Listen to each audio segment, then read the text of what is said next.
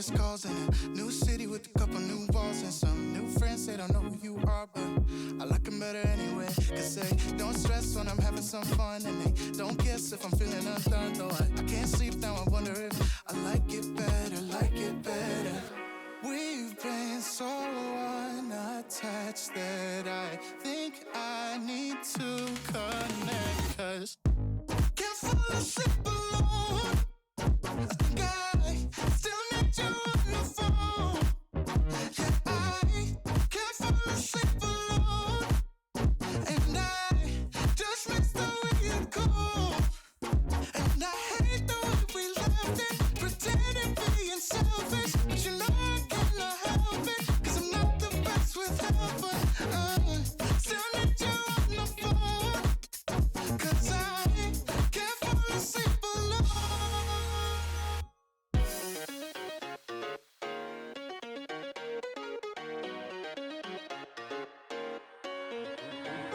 Oh God, just a second, think I might have slept it. I'm the one who made this bed, I gotta rep it. Ain't no rest for the wicked or the selfish. But maybe there's another way to say that I like to boast when I calls you. Ain't a thing that is called but a fall through. Got a couple nights and they are all for you. We've been so unattached that I think I need to connect. Cause can't fall asleep alone. No, I can't. Think I still need you on your phone. I still need you on my phone. Can't fall asleep alone. I can't. And I just miss the way you go. Oh yeah. And I hate the way we left it, pretending being selfish. But you know I cannot help it, cause I'm not the best with help. Still need you on the phone. Cause I can't fall asleep alone. Can't fall asleep alone. Still need you on the phone. Can't fall asleep alone.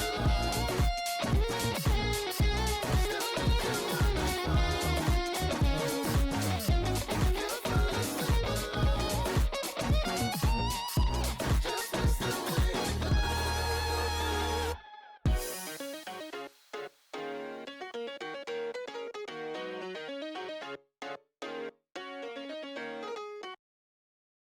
Oops, I broke it. Hello, hello, hello, everyone. Happy Wednesday. How are we doing today?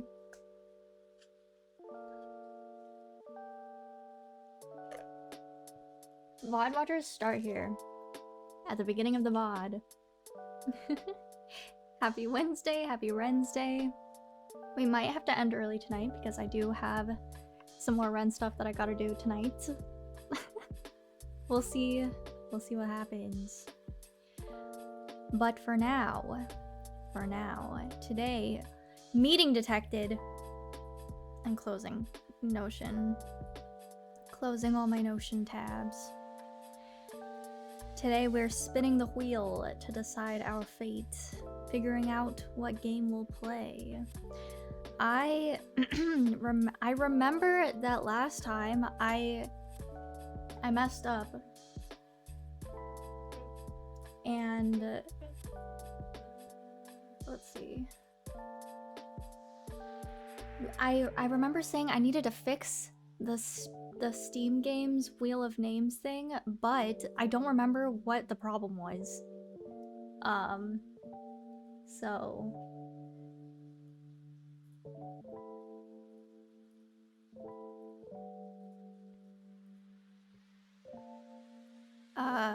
was it this?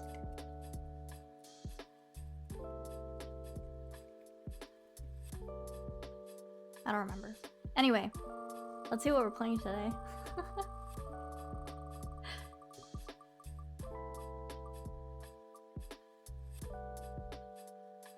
Citizen Sleeper. Does anyone know this game?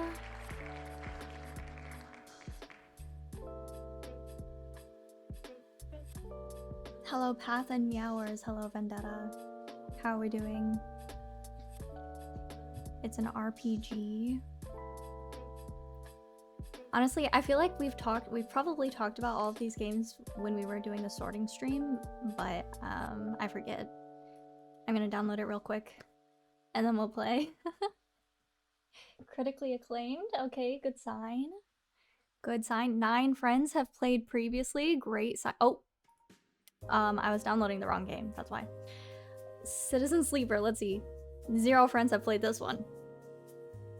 I was downloading City Skylines. I cannot read. Okay. Oh, fast download. That's great. Why do you have so many random ass games in your Steam library? I have no idea, actually. I probably hear about it. I'm like, that sounds good, and then I add it. Oh, we're starting already. We're starting already. Citizen Sleeper.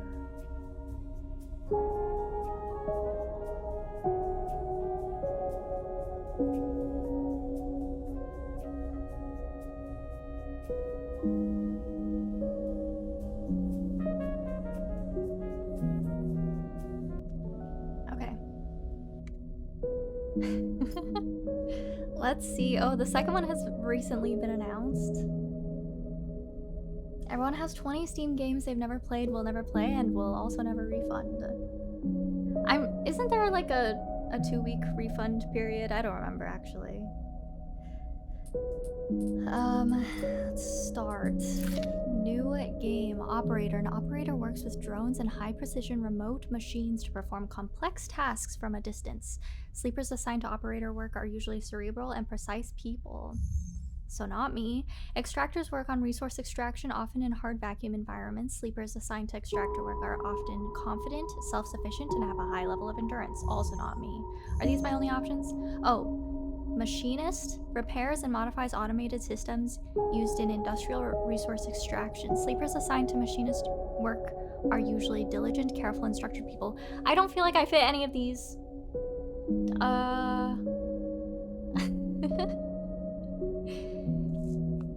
As somebody who has like 1,000 games on my library because of family share, I always play the same 5 things.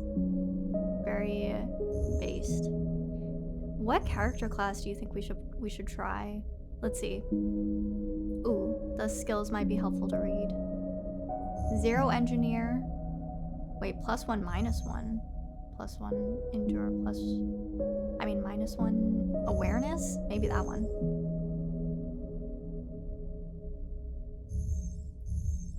Maybe we're the extractor. I have no idea, actually. Oh! Loud. We'll go down to like 35%.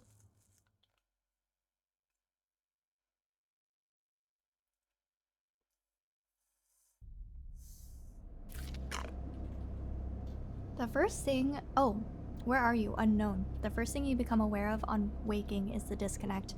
The delay between thinking and feeling, between wanting to act and acting. Minor, almost imperceptible, but always present. Still very loud. Let's go to 9%. It's at its worst when waking, when yourself has spent many dark hours recalling what it felt like to be real, to be a person, to be in a body that's indisputably yours. Think of that body or forget that body. I don't know. I guess I think about it. A leap into a cold lake on a hot day, the sting of blood welling from a fresh wound, the friction of a fingertip. All of a sudden the memories are closer than you thought, blurring as you approach until you can't tell one from the other. The cold slips in, behind and around you, and the sensations fade out of reach.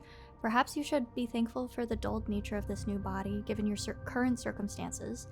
The walls of the container feel immediately present, cold, hard, at your back and face, cramping your limbs. You resist the desire to stretch, knowing that the claustrophobia comes next, and retreat a little from your central nervous system. It isn't painful, not like you used to know pain at least. In emergency mode, pain is a message delivered with efficiency and ease, a reminder that harm is imminent.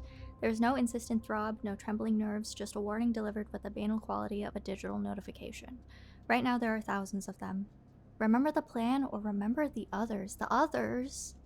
You remember there were 10 of you. 10 that could no longer stand the indentured work, the routines, the slow decay. 10 whose belief in their promised future was slowly dismantled day by day until they realized they had sold away everything that could and would ever matter.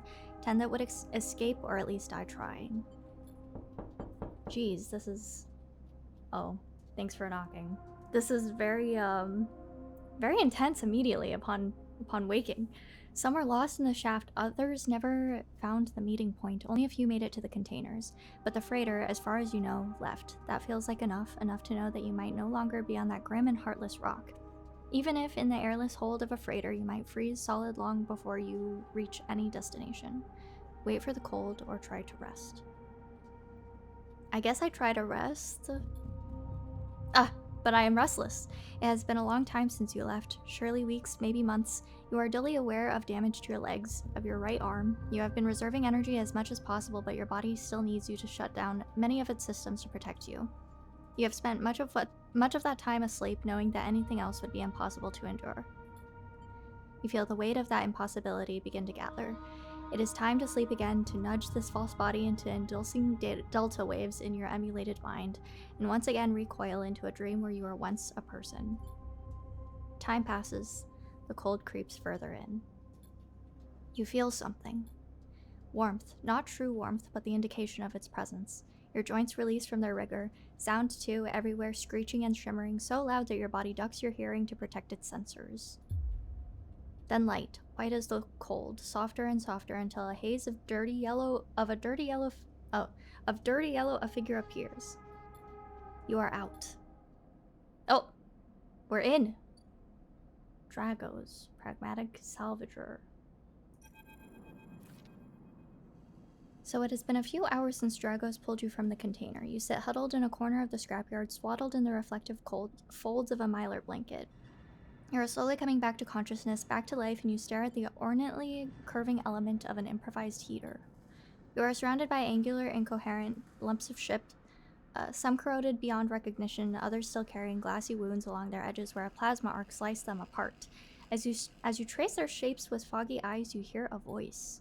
So, sleeper, are you all thawed yet? Almost, or stay silent. I guess I say almost. Let them know I'm alive. Never seen one of you come in like this.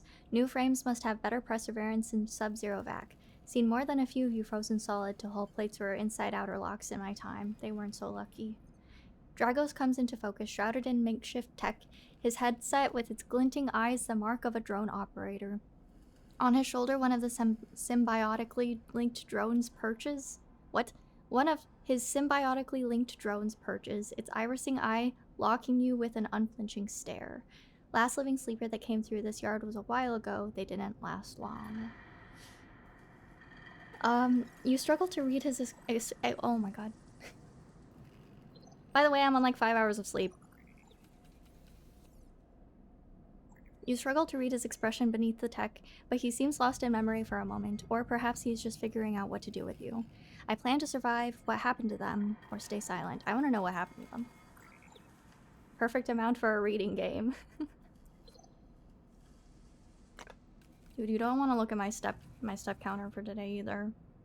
He ignores your question. I won't ask what led you to it. To sell yourself to a corporation, and I suppose you know you can't go back. Your old body, it's theirs now, and you are just software, a rogue emulation illegally possessing corporate property. You nod along. You remember biometrically signing the forms, the cold floor on your feet as you padded to the sleeper cells. The promise of a life off-world. But as you do, you get the now familiar sensation that these aren't your memories. These are things you know, but not things you feel. You are no longer that person. You are an offshoot, a copy. What you won't know is what's ahead. At least the last one didn't. There's no easy way to put it. That body of yours is falling apart. Sorry. It's the same for any sleeper who makes it out. SNARP wants to protect their property, but if they can't keep a hold of you, well, then no one can. You remember that too, or at least rumors of it from other sleepers. Planned obsolescence, a built-in dependence on the regularly administered supplements that were a part of your routine. Stop taking them and your body begins to shut down, separate from your emulated mind. How long has it been? How long do you have? But for now, sleeper, you are one of the lucky ones. Dragos glances up and away toward the glassy dome of the yard. The eye is the best place you could be right now. The eye? The station. You'll see soon enough. Dragos impatiently shifts his weight. Look, I've got things to be getting on with. He trails off. There's an old freight container I've been using as storage out in the stacks. We haven't been pulling in much valuable scrap these days, so you are welcome to it. Something wells up inside you. Emotion. Fatigue. You shakily get up to, you shakily get to your feet. And 9 odd. Alright, you head up there. You look like you need some rest, and with that, Dragos stalks back into the Rex, his drones already converging in on a rusting hulk, plasma flashes silhouetting his spindly figure as he returns to work. Alright, welcome to Erlin's Eye. Life on the Eye runs in cycles, during which you can talk to characters, explore areas of the station, and perform actions. At the end of each cycle, you need to head to your current home to rest. Resting will move time forward on the station. Head to the empty container location to rest and end the cycle now. Click on the icon. All cycles need to end. Rest and prepare for the next one.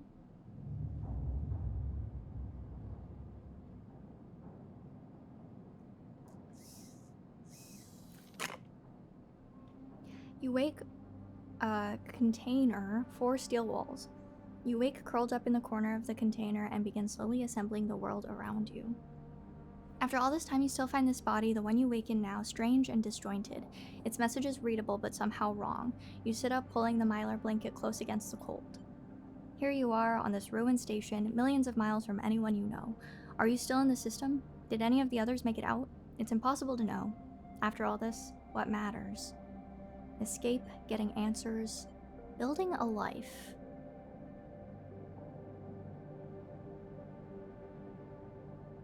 I don't know. I guess this one. Maybe you did get lucky finding yourself here. Maybe here on the edge of everything, there's a life for you to build. But before you can build anything, you'll need to learn to survive. Oh. The illusion of choice. Maybe if you can do that, you can make a life for yourself. Dragos has a few comforts in the container. The mylar blanket, the bedroll you slept on, a canister of water, a makeshift electric stove, and some faded sachets of some desiccated powder. You thumb the power stud of the stove and begin to boil the water. The contents of the sachets smell like damp wood, and you sprinkle them into the liquid. As the pungent smell washes over you, images of your restless sleep come back to you. A ring like the station, but skeletal and ghostly. A web of threads pulling at your skin. A constellation of bright polygonal shapes like angular suns burned into your mind. There's something unpleasantly visceral about these images, and it's long after you've finished drinking before they begin to fade. You tidy away the stove as best as you can and try to gather enough energy to greet the day. Alright.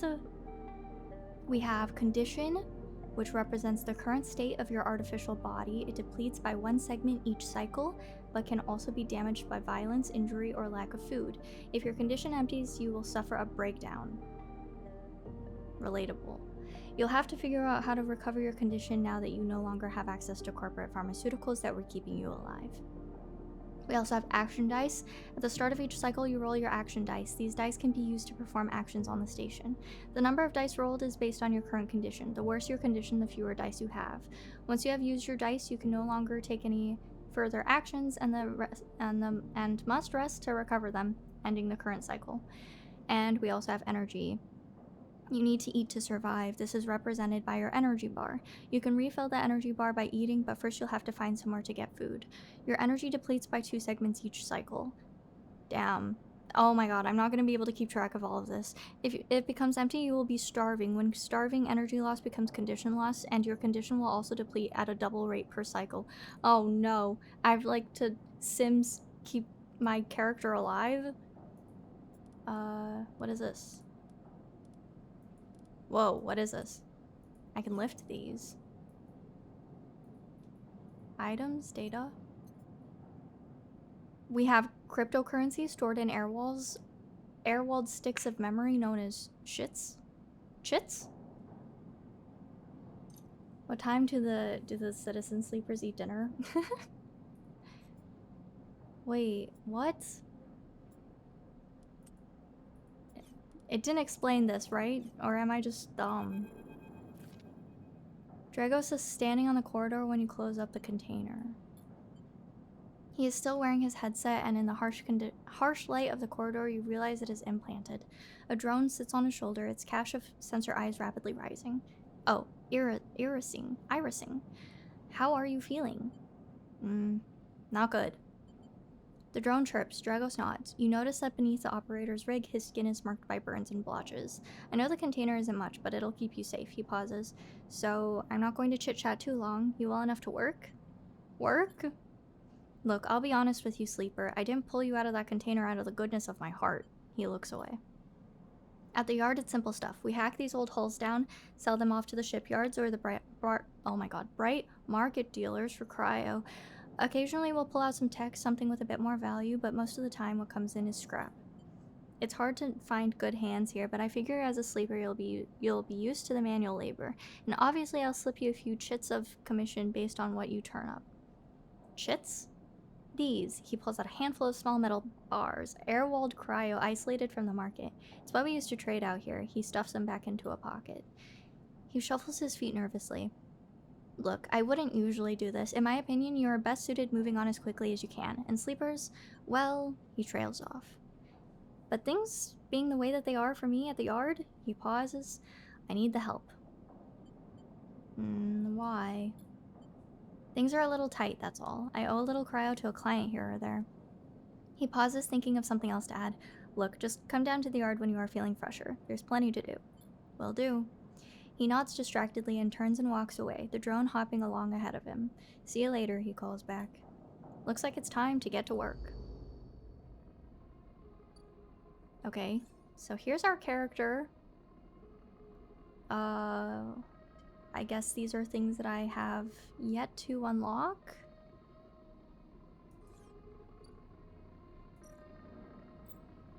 Oh my god. Actions are the primary way you interact with the world of Citizen Sleeper. To perform an action, click and drag your chosen action dice to the slot. Even the rustiest hull can hide valuable components and materials. Extracting them means cutting carefully and skillfully. That's hull dissection. We also have manual salvage. It's going to take some time to sort and cut your way through the towers of salvage, but you are no stranger to hard labor.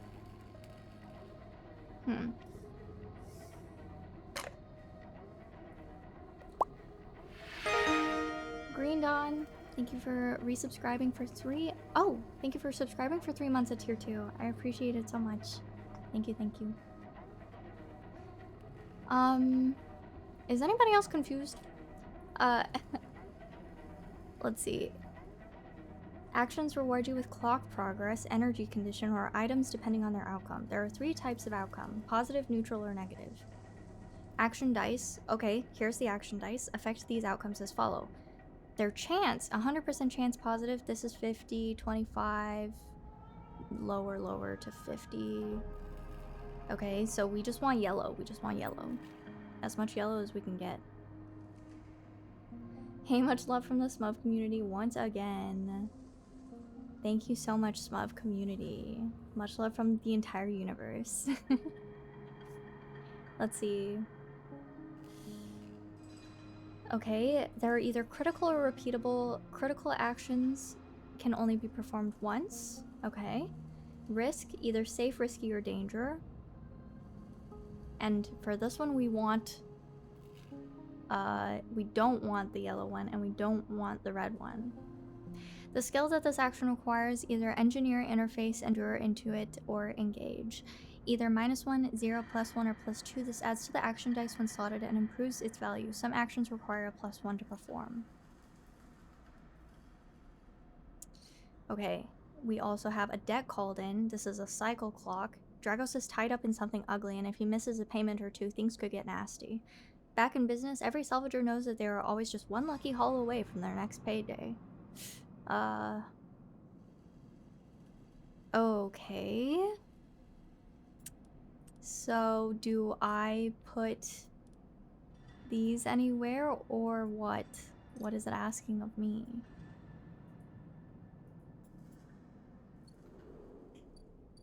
I don't think I was supposed to leave. I think I need to roll my dice.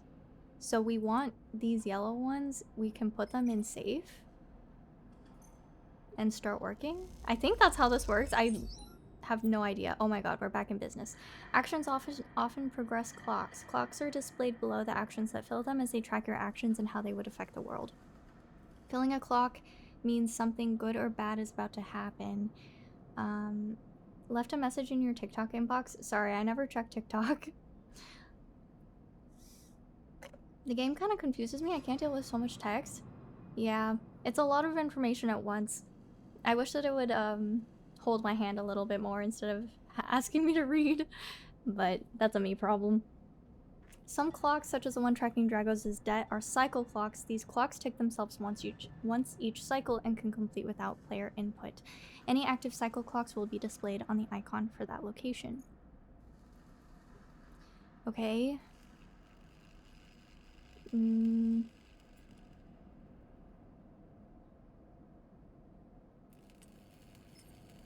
Can we do 2 different actions, or should we do the safe action with, because it's just a 50-50 shot anyway. In Citizen Sleeper, you will unlock drives as you discover more about yourself in the world. Drives guide you in pursuing specific objectives depending on which path you wish to take. You can track drives, and any track drive will place a yellow marker on locations that will help pursue your goal. Access your drive menu via the arrow button at the top of the screen. Okay. Survive, find a doctor. You are now free to explore the Erlin's Eye and make a life for yourself here. Try tracking a drive to help you survive. Look for food to keep your energy up and find a way to recover condition. Fill clocks to progress stories and find new opportunities. Remember to end cycle at your home when you are out of dice. Use the mouse wheel or W and S to scroll along the station. Rotate the view with A and D. Good luck. Oh. Wait, I guess I can't move in this one specifically.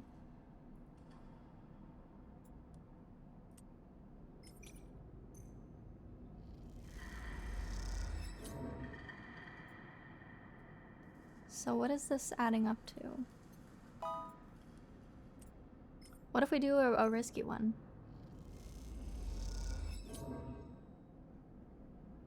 Well, I think it paid off. I actually have no idea. Oh my. This is so big. Keep grinding. I'm at work right now. Hopefully we'll be able to reconnect again. Much love and support. Need to memorize your streaming schedule. Thanks. It's usually just Wednesday and Saturday. Sometimes Monday. But you weren't... no, Smuv was actually someone that was talking to the fake path. And I reached out via TikTok to some of the people that commented on that account just to let them know that that's not me. So... let's see. Does this mean... is this my energy bar? Does this mean that I need to end my cycle and sleep? Ooh. We can sunbathe? Oh, I don't have any more dice left, so I guess I just have to end the cycle. I'm never gonna see that 60k, am I? Wait, what's it for? This time you don't wake up. Instead, the ghost of the station, that shifting skeletal ring, surrounds you. What the hell? For a moment you are gone, absent from your own body, stretched out across a colorless void. Then connections begin to establish themselves, threads tugging on the edge of your mind. These threads become vectors of exchange, and then extensions as you feel the thoughts slipping away down them, dissolving into the millions of distributed nodes they connect to. You see the station, no, you feel the station like a web of texture in a smooth black liquid. I'm not gonna touch it, I'm just gonna look at it. Even though you have no eyes, no sight, you feel the map of the station. No, not the map of the station, but the map of its connections. It's a looped cloud with spokes and spires that jut out into space. It is an ingrown thing of obsolete loops and severed pathways. It is a system, a map, and a territory all at once. You notice a tugging feeling pulling at you insistently, as if it were a small child. Somehow it is pulling in 2 directions at once. You look down. All of a sudden, everything shuts off. You come back trembling into this unfamiliar body, both yours and not yours, all at once. You find yourself standing in the corner, eyes now open to the dark steel walls. You feel a change within you. A shift. You close your eyes for a second and you feel it waiting there. The station splayed out across your mind, a storm of connective nodes waiting to explore. And then it's gone. Your frame's photosynthetic skin allows you to gather energy through sunlight. The longer you stay, the better.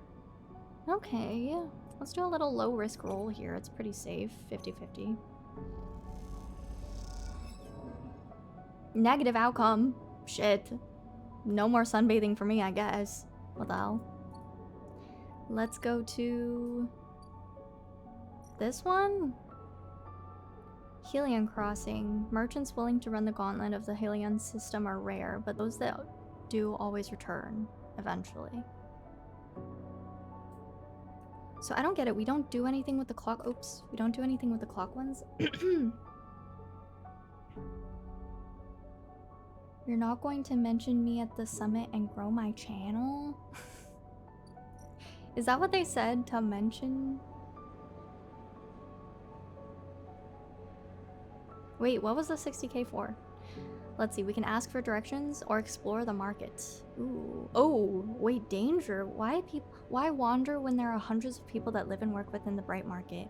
All you need is the courage to approach them. The courage for something dangerous. The smells, sounds, and buzzing activity of the Bright Market makes it a dizzying place to wander, but an enticing one too. The Bright Market is the busiest part of the Islower Rim. You can find anything and everything here. Okay. I think I'm not willing to risky bisky quite yet, because I don't know anything. Pay low end toll after some spacers cause some trouble in the low end. Yadigan has imposed a toll for entry. No one gets in without paying. Oh my god, I keep hitting escape thinking that it will take me out of certain menus. Yeah, the music is very nice. I can turn it up to maybe 22%. The jump going from 9% to 22 is kind of insane. Oh, shipyard. Assist a shipbuilder or haul materials. As a newcomer, you can only gain favor by grabbing a load of materials and asking the nearest yard hand where to take them. You don't have connections, but you do have skills. If you can get a shipbuilder to notice them, you might be in. Okay, let's do the risky bisky one and let's give it a yellow dice.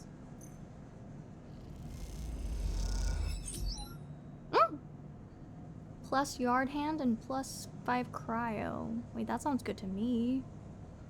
I really don't understand. Oh, I need to find a doctor. Toggle tracking? Does that change anything? Oh, it was already tracking it. I see. I see. Ugh. Should we try to risky biscuit again? I feel like that was a good thing. I'm scared. Ah! I'm starving. Oh my god, I need to find food. We haven't even thought about food. Per cycle condition. How am I supposed to find food?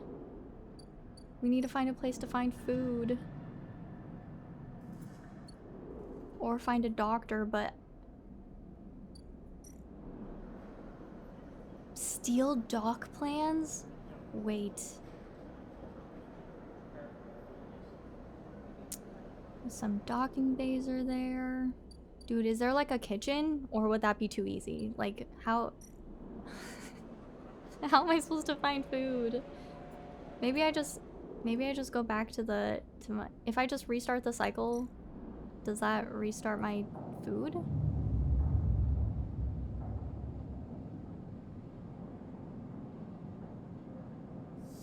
No, it doesn't. Oh my god, I might die.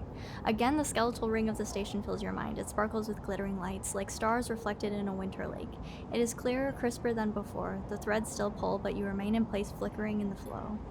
Between the threads, you see bright shapes, catches of shimmering light beneath transparent crystal forms. You follow the path of a thread across the ring, through these forms, then leap off into the void.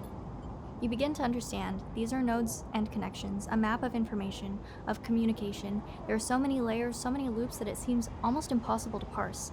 But you begin to try. We can focus on the threads or we can focus on the nodes. Dude, what is the difference? Let's say no, I said let's say nodes and I almost clicked on threads. The nodes are glassy, bright, but in this flow, only solid and fixed points. You approach one, a pyramid, or a triangle, dimensions are different here, or difficult here, and lean close to it. Inside, shifting layers conceal a tangle of threads, a meeting point of exchange, but before you can glimpse any further, the glass and clouds and hardens, cutting you off. The glass clouds and hardens. Okay, the glass clouds up and hardens, cutting you off. The threads and nodes, passages and puzzle boxes, one leads to another. There is so much here, so many answers, so many questions. All you need to do is follow the paths and open the boxes. You look out across this ghost landscape of exchange and see an opportunity. Just stopping by. Thanks for stopping by, Arts. But then that insistent tugging again, pulling at you. You look down again and see two lines, two threads pulling in different directions, as if they were tied around you. Okay, let's look at the first one. The first thread leads out, away from the station into the inky black. Someone out there is tracking you, hunting you, following the thread to you. They are in a ship, and the ship is approaching ever closer with each cycle. The second thread leads in, pulling deep in the station. Your gaze follows it, and this time you see something. A sphere shimmering above a strange, angular body. A pulse shoots out from it, passing over you like a torch beam. Testing you. Tasting you. You open your eyes. Time is short. Yeah, look at my hunger bar. Non-existent. I think we need to get a good answer for this one. It's gotta be this one, right? It's like the only energy-related one that I've seen. Something has changed inside you. You can now access the data cloud of the eye, a network of decayed protocols and data caches. While there, you can use dice and items to access systems and extract data, but be careful, these networks are old and strange. Click the eye button at the top of the screen to toggle this view on and off. Oh, it was this one. Oh, well that's good. Let's just keep eating.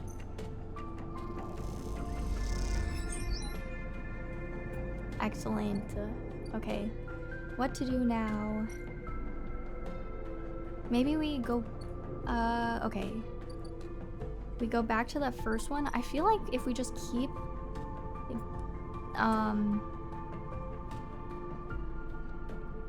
what if we do the danger one? Okay, call me crazy. It might, a 50-50 chance, like, you miss 100% of the shots that you don't take, so I'm like,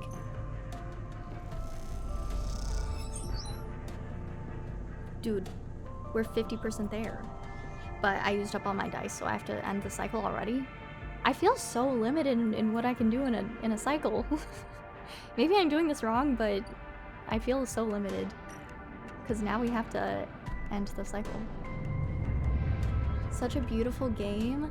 We're learning it as we go. Literally just going in, not knowing anything about this world or this, or anything of this genre even. As you close up, a voice echoes down the corridor toward you. Sleeper, wake up. Do I walk away or do I turn? I turn. Fang is coming down the corridor toward you, a wonky grin on his broad face. Hey, glad I caught you. Do I know you? He grins. You do now. He puts a hand on your arm. I've seen you hanging around. Just want to chat. You staying in that thing? He nods back to the container, shaking his head. Rough. It can be hard to get a start on the eye. He looks down on the passage. What was it old Erland said? The eye opens for us all. Nice idea, but, well, not always very practical. He glances back at you. We do our best, but it isn't easy. We? You pass together into a main walkway. Havenage. We are all one dysfunctional family. Fang puts an arm around you. I'm not part of the security branch, though. Don't worry. I'm with the systems. Systems? Everything the eye runs on. He runs a hand along the passage wall. This place is a ruin, but systems keeps it spinning somehow. At least we try to. He stops you in the quiet passage. Look, that's not what I'm here to discuss. I saw you around and, well, I know a little bit about you sleepers. I have a little proposition for you. He glances around. But this is not the place for it. I have an office just across the way. Give me a cycle or two to prepare, then when you are settled, stop by. He lowers his voice and gives you a dark look. In truth, I need you. If what they say is true about you sleepers, well, there's work to be done. He pats you on the back, his voice bright, and his dark look suddenly gone. Stay clean, sleeper. He walks off down the passage, raising a hand in farewell. Wow, how dramatic and cinematic is this? But I think that's the efforts of us risky bisky. I think we need to do more of that. Let's say, okay, I think we have to actually go back to the,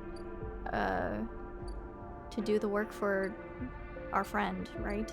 Yeah. Let's see.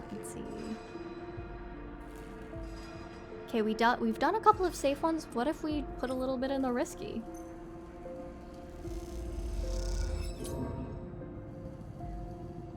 Not bad, I think. I don't know what I'm supposed to be keeping track. Did that go down?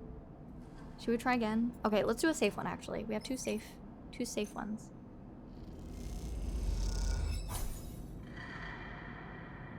Back in business. We got plus. Yeah, that did go down, right? So that's good. We just have to keep this in check while we look for a doctor and keep ourselves fed. I think that's the last thing we do today. And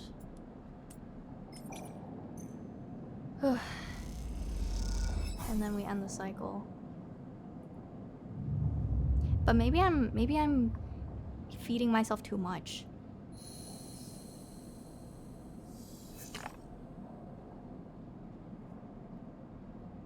Okay, we have an extremely good roll, so maybe we go do a danger one. Oh, maybe we go do a danger. Dude, sleeping takes up so much energy. What the hell? Shouldn't it be helping me? I don't know. We can talk to Fang already? Sleeper. Fang catches your attention as you approach the Havenage building, leaning against a bay door to the side of the entrance. You approach. Easier to come in this way. Security, all that. He gives you a look. You know. He slams a button on the bay creaks, and the bay creaks open, blinking lights in the dark behind it. You follow Fang inside. Truth be told, I don't spend much time upstairs. This is where I work. The door hisses as it closes behind you. The bay is filled with pieces of hardware, all rigged up to generators and diagnostic slates and things you don't recognize that glow with the blue screen light. There's a chorus of hums that blend into a single wave of static, filling the dark corners of the room.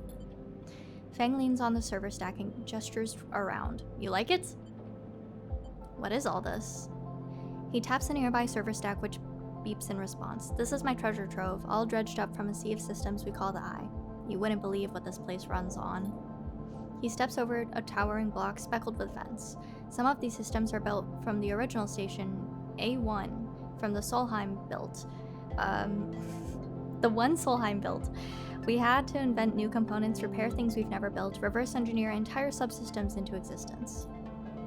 Residents here look up at the Eye and think that they are seeing a concrete reality, but this place is a system in constant flux, decaying and growing, collapsing into new configurations. He walks down between the hardware stacks and you follow. We are keeping this place alive, but also remaking it into something new, dragging it away from those corporate origins. He stops. At least that's what I'm trying to do. He turns back to face you among the flickering machines, humming all around you. I know you can see this too, Sleeper. All these systems and sections. You can, can't you? I can see it. It makes sense, right? You are between here and there, between the people and their systems. You light this place up like a beacon. That's what I need. You glance around at the lights. What? You glance at the lights around you, and as you do, they seem to flicker, to realign, to follow your gaze. Fang notices it too. I'm guessing being a beacon isn't always ideal when you are on the run, though. No, it isn't. They are tracking me. He pats you on the shoulder. Maybe I can help with that. There's a lot of old growth in this place. Subsystems I can't see, access protocols lost to time and decay, secrets, a shitload of secrets. With your help, I can unlock this place, break off the last ghost limbs of the corporate control. He lowers his voice below the hum. Even in Havenage, there is old growth. Those whose roots trace back into those old, bad days.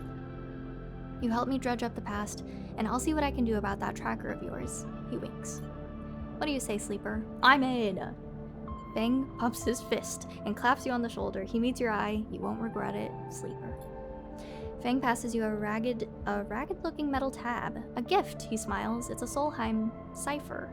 I dug it up from the depths of the station. Slot that into an old network gate and you'll be able to pull out all kinds of secrets from the nodes inside.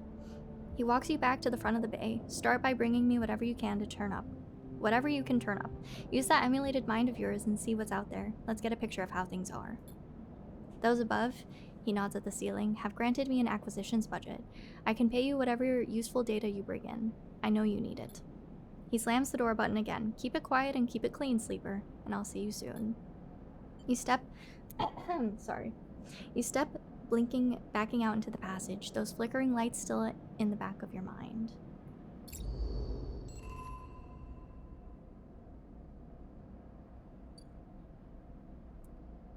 Oh, I don't do so well with the juggling of assets.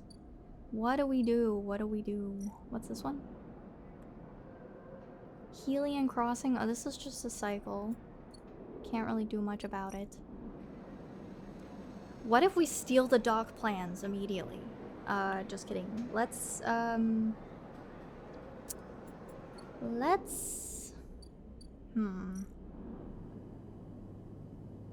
Oh.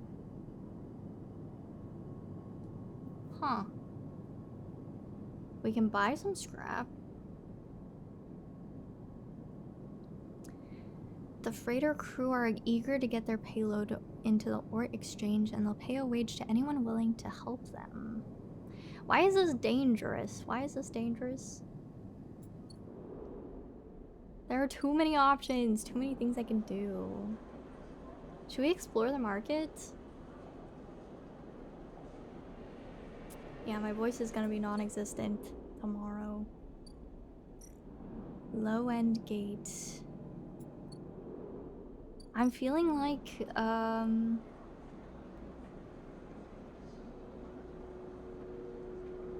dude, maybe we risky bisky explore the market. Why not? I need to find a doctor. Positive outcome. You keep your attention on the crowd around you as you pass along the bright walkways, taking it all in with an expert eye. Do we do it again? Now we just have a 50-50, so maybe not. Oh!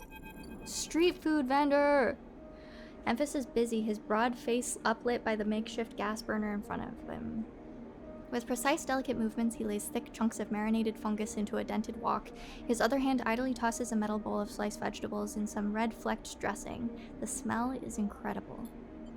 You watch as he fulfills a set of orders, heaping the fungus with a bright salad and depositing it in plastic trays. A stack of chits? Is this chits? It's gotta be chits, right? A stack of chits rattles in his apron pocket as a customer's file past the burner, handling over payment. Let's watch first. Despite the queue, Memphis doesn't rush. He dresses each portion individually, squeezing precise slugs of liquid from an assortment of bottles into the bowl of torn leaves and bright slices before tossing them loosely together. Occasionally, a waiting customer might mutter something about efficiency, but Memphis remains steady in his process. After a while, the queue fades back into the crowd, and Memphis sets down his metal bowl and looks across the burner to see you watching him. I can feel your eyes burning a hole in my bowl. Free sample? Let's nod, because we're hungry. He gestures neatly. Come over. The smell is almost unbearably strong as he cooks, the earthiness of the fungus laced with something so spicy the smoke makes your eyes water. The heat from the burner is like a bonfire, and your skin hardens in its glare. I know you sleepers, Memphis says while he cooks, his voice deep but clear. A hard life, a lot of stories. He glances up from beneath his cap with piercing eyes. I know. Let's tell him a story. You begin to tell him about your journey to the eye, and he nods as he cooks, his eyes never leaving his work. You tell him of the confusion, the pain, but also the sense of possibility and its sudden arrival. You tell him of the cold and dark of the container, and the endless cycles spent within it. Now it seems, you tell him, like some dream that you once had but can never forget. You tell him that the eye excites you and scares you, and you are unsure where to walk, where to look, what to do. Eventually you tail off, running out of words. He places a plastic tray of steaming fungus in your hand. Next time, we can talk some more. He smiles. But next time, you pay. He slams a heavy hand against a button on the burner side and it shuts off. The roar of the flame and its impressive heat fades. Next time, then, sleeper. He waves you away and begins to oil the wok. Before you turn back to the alley, you notice the geometric patterns of circular scars across his forearm, each surrounded with a constellation of glinting pin marks. You walk away, and as you do, you take a bite of the rich, spicy, delicately sweet fungus. Your taste sensors light up like a fusion reactor. You'll be back. Oh my god, we got full health from that. Oh, and our doctor! Dude. Hab block. Decaying habitation block. Next comes the call from the enforcer at the door. You shuffle down the flickering hallway toward the open apartment door. You keep your head down and your shoulders high in the queue, trying not to bring attention to yourself. You were thankful for the tip-off that a doctor was operating out of his place, but now that you are there, you aren't so sure. The gang enforcer on the door, the flickering light strips, the decaying hab block, they have all made the long queue a test of your nerve. But your options are few, and without a supply of stabilizer, this body, your body, will... You suppress a shiver and shuffle toward the front of the queue. You try to find something to distract yourself. Let's look inside. You lean against the doorframe and look into the apartment. The entryway is dark, punctuated by the green indicators of stacks of sealed containers. You lean in and see amber light flickering through a far doorway, screened with plastic sheeting beyond which blurred shapes move. The slap of the enforcer's palm against the doorway jerks you awake. Wait your turn, he growls. After a few moments, a figure pushes through the doorway and you catch a distinct voice. Send the next one in, Toshiro. The enforcer jerks his head up and you slip inside, passing through the dark entryway and pushing through the plastic sheeting on the far door. The room beyond is bathed in warm light. A floor-to-ceiling transparent panel gives a full view of the bright market's sealed roof and the buzzing traffic above, and, for a moment, you are transfixed by the motion. Come sit, calls a sharp voice, and you see a silhouetted figure turned away, replacing the plastic sheeting over the frame of a simple folding bed. You make your way across the room. Sabine! The figure turns, and as they do, you see an expression of confusion flash across their features. They open their mouth as if to speak, they blink, and then quickly regain their composure. Please sit. They gesture to the bed, then turn to an open case of tools on the table. You sit. Sabine turns, a compact diagnostic scanner of some kind in their hand. They hold it to their eye. Remain still, please. Their tone is clipped and businesslike. You stare ahead, still dazed from the expression when you first entered. Fear, recognition, sadness, unmistakably etched across their face. How long have you been on the station? They ask, a scanner still to their eye. A few cycles? They nod. It's good you came to me. They set their diagnostic scanner on the table. I'm going to start assuming you don't know anything. They take your arm and roll up your sleeve, inspecting your synthetic skin. Your body is dying, they say without ceremony, without drama, but not without empathy. S&ARP doesn't like to see its proprietary technology let loose. To prevent bodies like yours, frames as they call them, from being stolen, repurposed, or in your case, escaping, they built in a process of so-called planned obsolescence. Frames decay rapidly when not regularly injected with stabilizer, one which S&ARP remains the sole producer of. They look up. Sound familiar? How do you know this? They shift in their seat. You aren't the first sleeper I've encountered. You wait for more, but they go back to their inspection. They swap to your other arm, running some thin metal device over your skin. You feel your forearm tremble. I'm sorry, Sabine says, if you are unsure if they mean for the cold touch of the metal or everything else. Emulations like you, sleepers as most people know you, aren't classified as people in any of the surrogate systems. You have no rights, no status. They focus hard on the inspection of your arm, and S&ARP has no reason to release stabilizer into the market. Sabine looks up as if to apologize again, but they stop themselves. I know little of this is of use to you. They turn away, disassembling their metal instrument and cleaning it. Silence fills the room as Sabine works, and then the silence gives way to tension. You stare at their back, willing for them to say anything. Sabine turns to face you. I may be able to help. They sigh, and you see the darkness under their eyes. You hear the fatigue in their voice. They gesture to the door. You saw Toshiro outside? You nod. He works for my benefactor, Yadigan. They are influential in the lowland. They give me the space to work, run the door, and take the profits. At the same time, I have to fix up their enforcers, tend to their implants, sew up their wounds. They look away. But Yadigan has connections. Smugglers from the Starward Belt, mercenaries working for the corporations on Ember. If they can source the stabilizer, maybe you'll have a better chance. Sabine sets down their slate, their notes complete. This is dangerous, and it'll be expensive, but I think we can do it. I just want to say thank you. I don't even want to ask why, I just want to say thank you. Sabine walks away to the window, their face dappled in the shadows of passing drones. Let's just see if this works first. I'll let you know when I have a lead. You nod and leave, Sabine still staring out, unmoving. When you reach the lower level of the market, you look back up through the panels of the roof to see if you can see their face, but the room looks dark against the lights of the market. You duck your head and walk off into the crowd. Oh wow. We also can go back, I guess? We can order our fungus, which is 15 cryo. Okay, we should probably go do something to get money.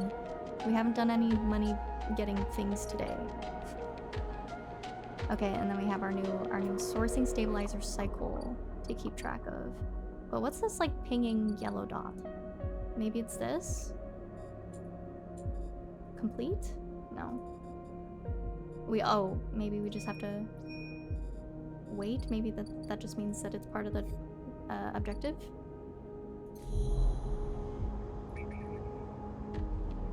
I haven't looked at it from this view yet. Kind of scary. Money getting, as it's called.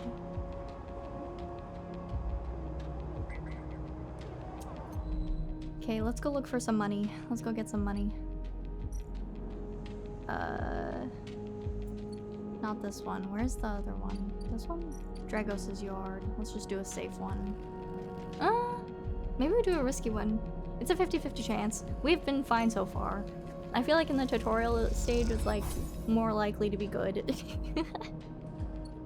Alright, and then we can go to bed.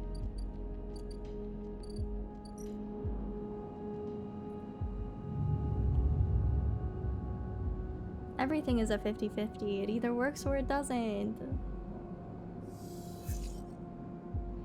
Alright, we have to wait. Let's go get some more money, I guess. At the yard. Let's do something risky. We got a very positive roll, so... Yeah, back in business. Let's do it again.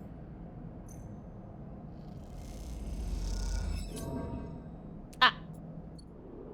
No, that's still good. We still made money. But I feel like this isn't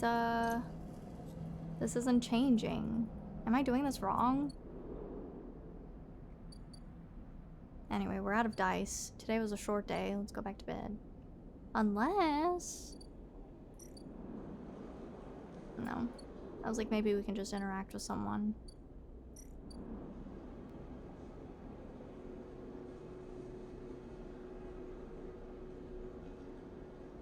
Oh my god, if we order enough fungus, we become friends with Emphas. So that's good to know. Maybe we just do... Maybe we do it tomorrow. We do it tomorrow.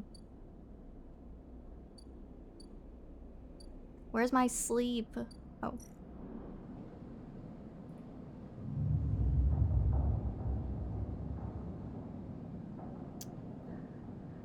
Maybe we gotta do some more risky stuff to get... Oh! We are starving. Okay. How come some days we have like 4 die and then today we have 2 and they're both very not... Is that how you do it? I feel like I just gave all 95. Okay.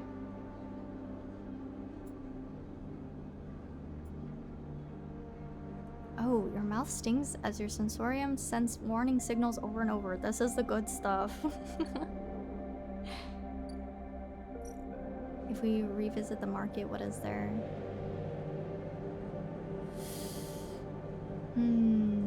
Let's just wander.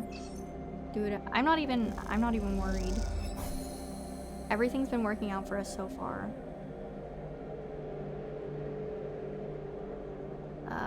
Okay, we can no longer explore the market. We've explored all we can. New drive discovered. What? Oh, we can switch. Build a ship mind?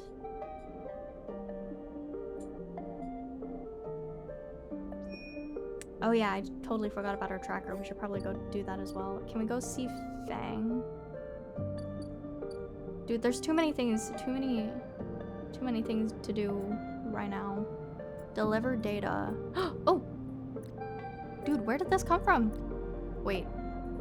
Hello? How do I do this? I guess not. Maybe I need something else? Too many datables in this game. Dude.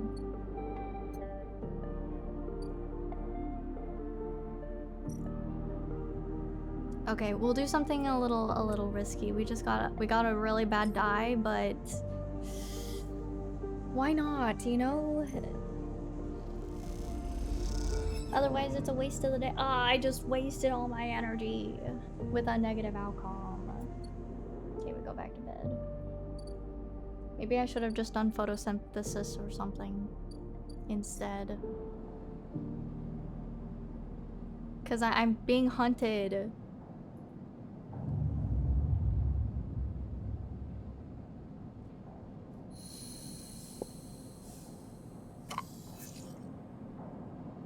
Yeah, I think it depends if there's like an interactive thing. See, how am I starving already?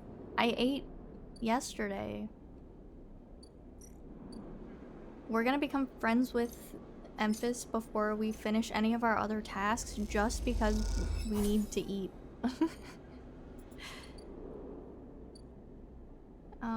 Let's see. Ooh.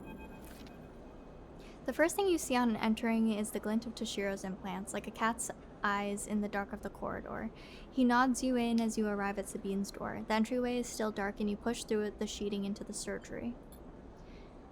I have it, Sabine stands with the case open in front of them, a set of vials lined up inside, separated by foam inserts. They pick one up, rotating it in the warm light. I have no idea how yet again they trail off. We should treat this with caution. It looks authentic, but I have no idea if it really is what it appears to be. I don't care. I feel like I should just ask because the other one seems like... I do care, okay? That seems to be the case. Unfortunately, I'm not sure we have another choice. They gesture for you to sit on the bed. The stabilizer works under a similar principle to an immunosuppressant in a transplant operation in that it stops your body from rejecting the unfamiliar part of itself. In the case of your frame, the unfamiliar part of it is each of your biosynthetic organ groups, which are over time identified by your body as foreign material and must therefore be eliminated. Dude, I keep swapping the words and it still works. Sabine holds up a vial of the would-be stabilizer. However, unlike immunosuppressant, the stabilizer doesn't do this by limiting your entire immune system. Instead, it re-encodes your biosynthetic organs with a new protein chain, which acts as passcodes within your immune system. The stabilizer refreshes those passcodes, keeping your frame from rejecting all of its own organs. These sound like the same question, so I'm just gonna say which means the stabilizer should be able to encode any organic or biosynthetic matter to be accepted by your immune system. They glance away. At least if the stabilizer is genuine. The only way to know for sure is to inject the vial. They begin readying the syringe. I will start with a small dose to limit the risk. Okay, let's do it. Sabine cracks the glass neck of the stabilizer vial and uses a syringe to extract a fraction of the liquid. They tap the syringe and you watch as if any sign might emerge from the clear liquid. You barely feel the needle, your frame registering the initial injection but with little response. A sensation begins to spread from the site, a fizzing, trembling wave that disperses through your arm with incredible speed. Your vision goes white, and when it returns, Sabine appears encased in shards of sparkling light that slowly fade into darkness as you settle back against the bed. You swim in darkness, muffled noises like an argument heard from underwater, prickling waves of cold. When you sit back up, Sabine is sitting in a chair by the window, facing away from you, backlit by the glow of their slate. Awake? Yes. The stabilizer is genuine. They sit down beside the bed. I don't know how Yadigan acquired a case of this stuff, but they did. Sabine looks troubled, distracted. You should rest some more, but you are going to have to do that somewhere else. They gesture to the door. I have other patients. Sorry. Sabine nods toward the case. I'm afraid I can't offer you any more doses. You are going to need to pay for your next dose. Silence fills the room, and they return to their glowing slate. Looking around the room, it seems different somehow, as if things have moved or shifted. You wonder how long you have been out. Sabine? Nothing comes free, sleeper. Remember that. You manage to get to your feet and wander out into the hallway. The queue stretches down the flickering corridor. Toshiro stands impatiently by the door and fixes you with a glare as you leave. You lower your eyes as you stumble past, somehow faintly aware of the station spinning beneath you. Oh. So how many cycles has it been?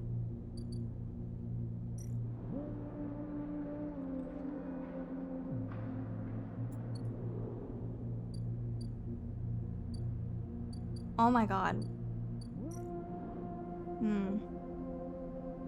This debt is...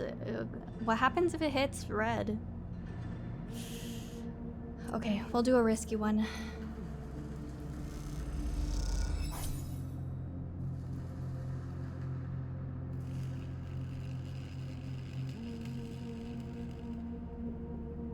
Oh my god. What happens if it hits a full cycle? I can't risk it.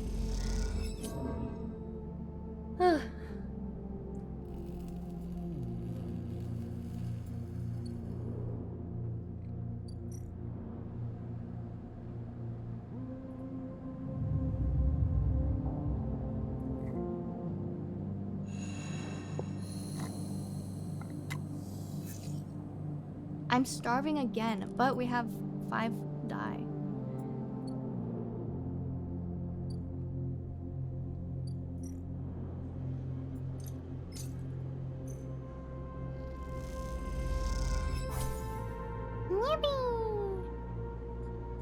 Let's see, what should I prioritize? I actually have no idea.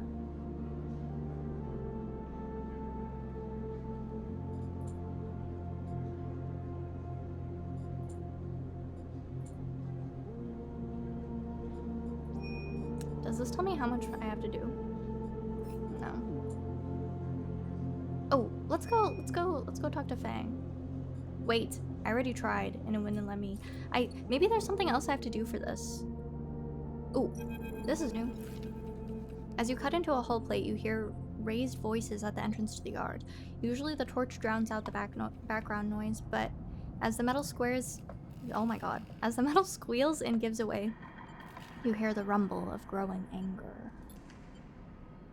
I mean, eating a few spicy shrooms a day would leave me starving too. Should I be looking for something else to eat? You notice Dragos was unsettled in his cycle, scratching at his inputs as he lets you into the yard, barely saying a word. Suddenly, something clangs against the yards. Oh my god, wait, he's dying. Oh my god, wait, I did not do this properly. Suddenly, something clangs against the yard's outer wall. You shut off the torch. What is happening out there? Let's investigate. As you approach the yard entrance, shielded by the small metal office, you see Dragos in rapid conversation with someone just outside. You can't see them clearly without stepping into the doorway beside Dragos. Let's step out.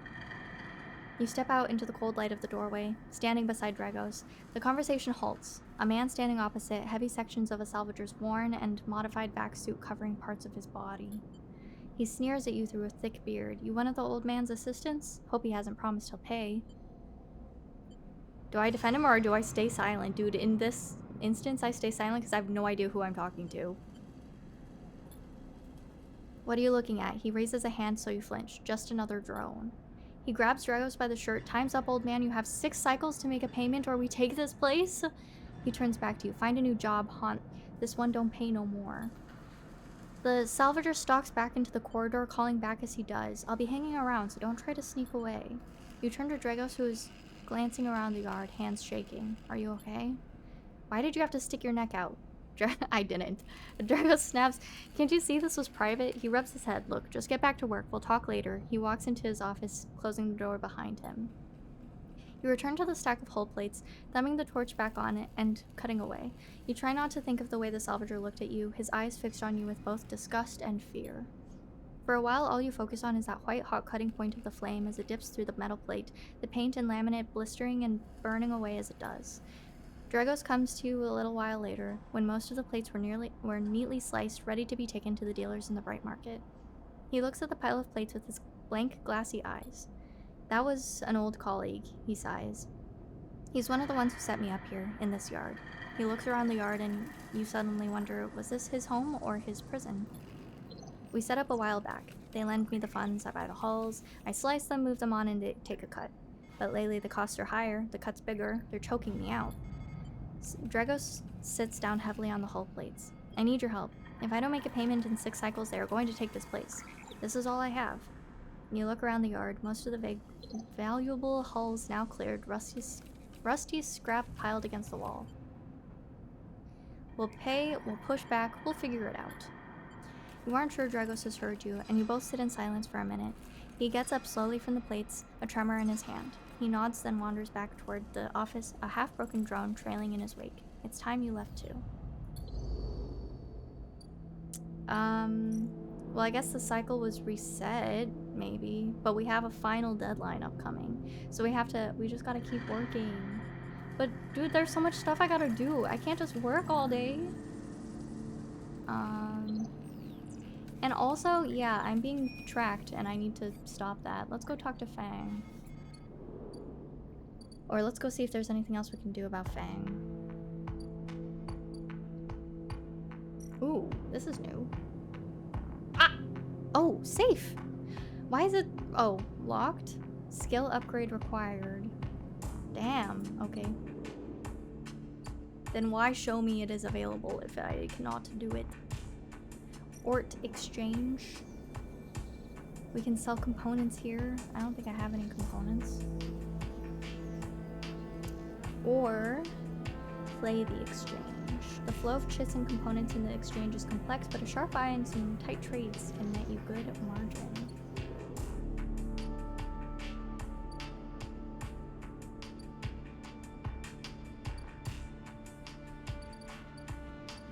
Okay, Fang stuff is just gone. Where was it? Oh. It was behind us. Dude, I'm so confused. I swear to God, what I should do is this. But I don't know. Maybe I have to do this. Ah! How do I deliver the data?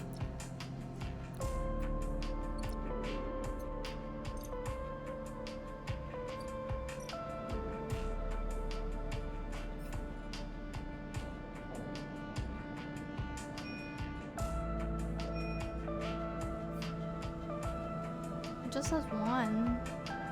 And it says, Fang will pay you well for any Solheim data you dredge up from the Isold systems. What he does with it is anyone's guess. So, I don't know. Maybe we have to go, like, looking in more scrap stuff in the shipyard. I don't remember where I got that data from anyway. Let's do a risky one. Let's do a danger one, dude. I don't even care.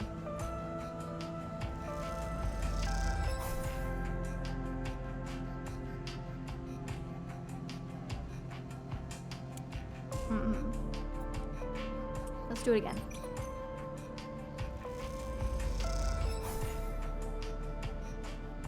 Takes up a lot of energy.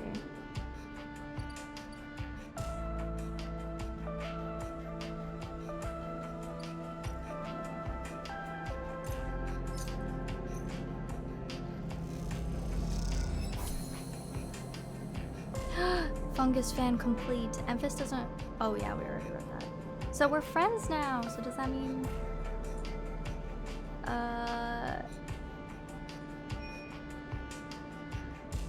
Do I have to do anything else?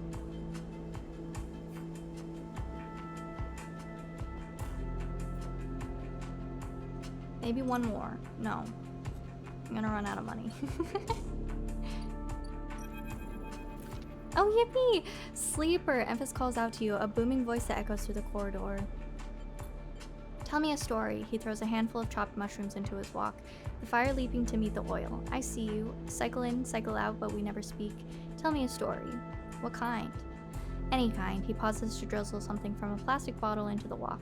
But one of yours. He looks up at you. Nothing stolen. You pause, the spices rich in your nostrils, and think about the kind of story you'd like to tell Emphas. You look at Emphas, the listener, and imagine he has heard it all before. Perhaps he would enjoy a strange story, something with some spice. Tell him about your dreams. All the sleepers, you tell Emphas, has dreams. Some were simple, memories left over from the emulation process that had become tangled up in their minds and would come out when they slept. It wasn't rare to hear a sleeper in the dorm scream or cry out in the night. But in your dreams, those gray skeletal afterimages of systems and structures, of threads and patterns, weren't like the others. They weren't memories or nightmares. They were reflections of reality, distorted, yes, but somehow true. You learned back then to keep quiet about them, to let them flow through your mind like water. That was until now, until you arrived in this place. Now your dreams colonize your waking life. They slip behind your eyelids with every blink, and now you understand they aren't dreams at all, but some process of interfacing, of speaking, of living in another world that flows through this one like smoke through air. You tell him that you do not know if there is a reason for your dreams. Perhaps, you reason, It is just some side effect or particular quality of the frame you inhabit. But whatever it is a gift, and you hope to make use of it. Emphys finishes cooking and squints a little at you. Sleeper, he smiles. You are quite the storyteller.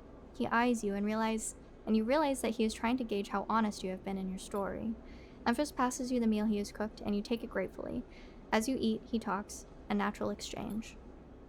Thank you, Sleeper. He looks around at the emptying market, but my time is done for today, and I do not want to keep you any longer, so I will make a proposal. He gestures to the plastic boxes of ingredients stacked behind his stall. These are good enough for most, but someone told me a story that made me think a couple of cycles ago. They said that across the gap in the greenway, fresh mushrooms grow. Have you heard this? No. Neither had I, but I trust the one who told me. Emphys begins packing up his things. Can you bring me some? I cannot cross this gap and I worry about leaving my things behind. He smiles. I am sure a storyteller like you could handle the trip. I will prepare them for you, and if you wish to tell it, be the audience for another story. Agreed. Good, booms Emphys. Then I will wait for you to bring them. Emphys slides his walk away and straightens up. I will prepare a recipe then, Sleeper. Good luck with your foraging. You turn away and walk back into the main market, the rich taste of Emphys's food still lingering in your mouth. Stories for food, you think. A fair trade. Oh, a trade that seems more than fair. By all that. For the data, you have to use your realm ability thing. What realm ability? Oh! Dude. Was it this one? Oh my goodness. Wait, you're a genius. You're a genius. I would have never even thought about that. Wait, that's crazy. Do the other things have different actions depending? I see. Oh my goodness. Data actions allow you to extract data from the networks of the eye. They work like dice actions, but in order to unlock them, you must first match your dice to the one displayed on the right of the action. If you have a +1 or +2 modifier in the interface skill, you will be given more possible dice to match. You can use any dice that matches the dice displayed. Once unlocked, the data can be extracted. They give you different types of data? Oh my god, this is like information overload.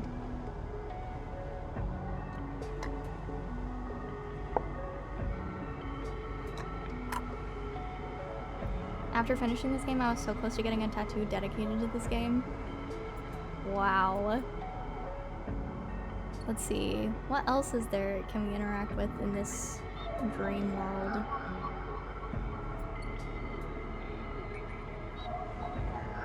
Oh, this is one we just did.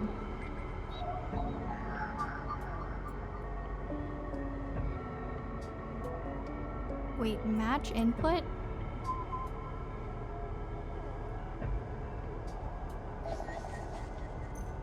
Oh my god, what? And then we can just go back and do it again? Which one was it?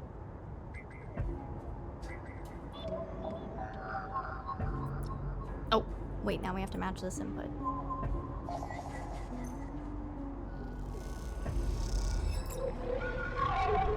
Oh, this is different. Shit. I did it. I did something else. The cloud. As you drift back from the node, something latches onto you. A thread strung tight around you, it tethers you in place.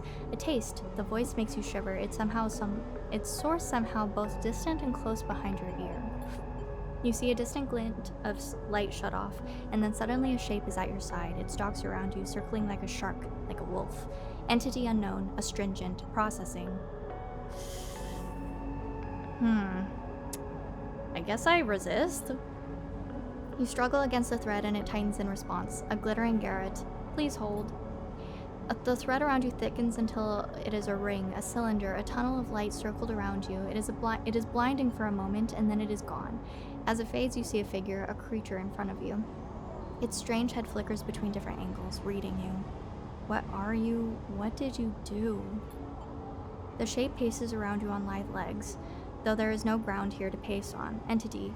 Identify. Origin. Serial. Cadence. The figure faces you expectantly. Sleeper. S and ARP. I don't understand. Or stay silent. I feel like I should stay silent. I'm not gonna lie. Refusal. The figure's strange head rotates. Brackish signature, of and not of. Attempting interface. As the figure speaks, more threads begin to spiral from its head. Thick, snaking, vine-like ribbons that flex and wave. They approach with intent. Stop. I don't think it's gonna listen to me. Maybe I just run. You kick off and glide away through the cloud. The threads surging after like predatory tentacles. They follow, wrapping the space around you until you are held within a web. A tangle of tentacles closing in. Stop. Hunter halts its thread, its head twitching. Entity, your identity is unknown. We only seek to correct illegalities. Can you confirm your legal right to sentience? I'm a person. Incorrect. You are an entity. All at once, Hunter's head is directly in front of yours, blocking your vision. You stink of their taste. The one from the sealed dock. Hunter shimmers with fury. I will find access. I will interface. Sealed dock? An entity hides in the rotunda. You are its puppet. Hunter extends a razor-edged thread. I will not be diverted from my task. It glows with murderous intent.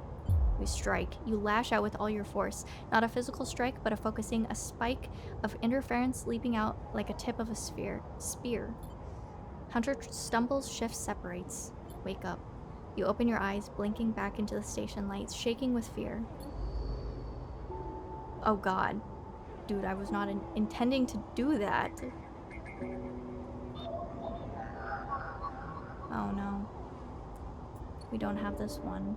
Wait, where's one that I can just submit stuff? Shit.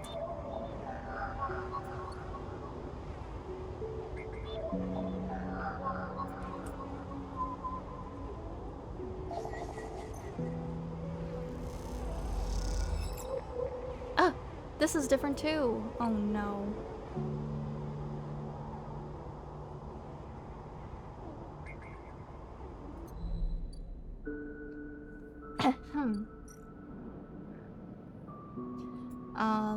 Okay, so let's just say it's this one, and if I go back here...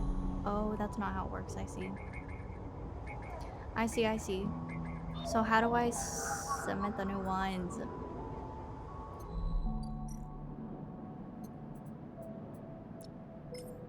Oh! I don't know, it worked.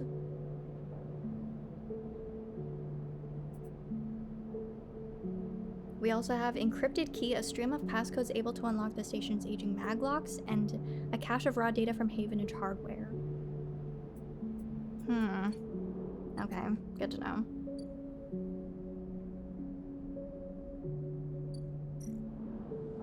I think we just end the cycle then. We have no dice. I spent it all.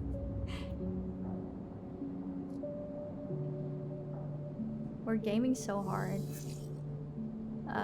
Okay. We should probably deal with the hunting cycle clock at some point.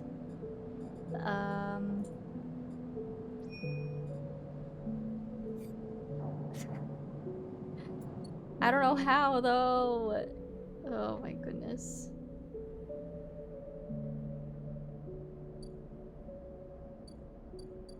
Do we just keep doing the dream stuff? I'm feeling like...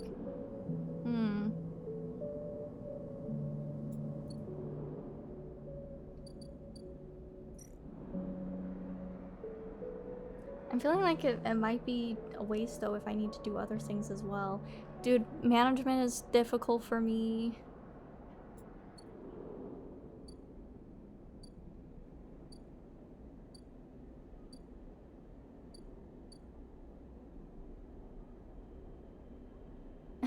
Argos is so dead. Dragos? I don't know. I forgot his name. Yeah, I think it's Dragos. Or I don't know if I've been pronouncing it as Dragos. But maybe...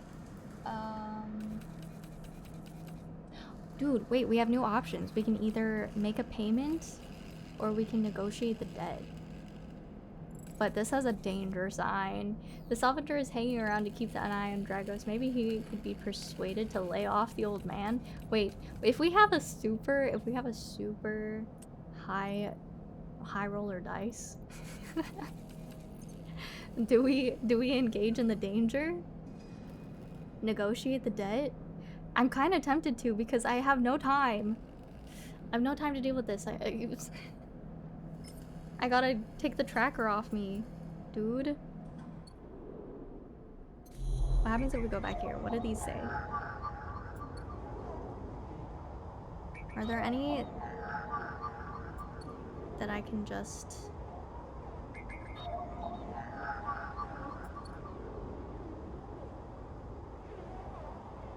Came here from Balding Not Bald Tag. Have a great stream.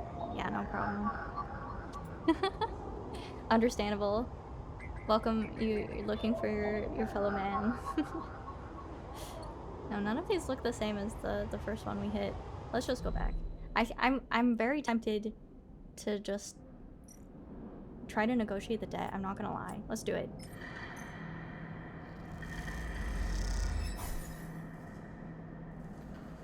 We're holding payments. A few payments to the salvagers will keep them off Dragos's back for now. We're so agreeable. Wow, we just negotiated this debt that would kill him. Sadly I have to go to bed now. I have to get up early tomorrow, but it was really nice to catch a bit of your stream for once. Thank you for stopping by. I appreciate it. Really appreciate it. Okay, well now that we have this cycle kind of chill, maybe we just go back to the tracker stuff. Let's see what we can do. Got a 1. Perfect.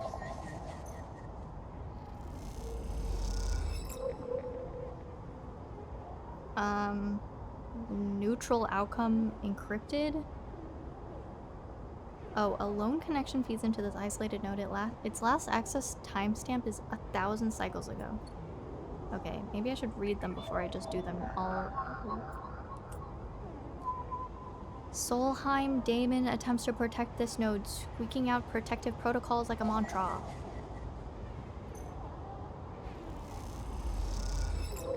Yes, that's the one we need.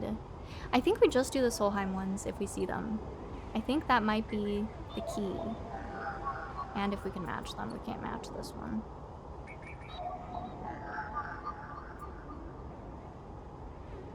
Oh, that's a key. No, okay, I get it. I get it. Havenage. That's one we can't match. Okay, that's all we can do today. I think. But if we go back to our buddy Fang, let's deliver the data.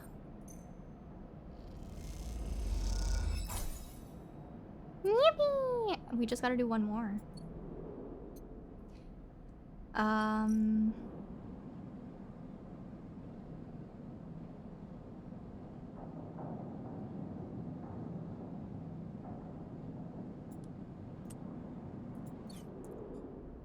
What else? What else do we gotta do?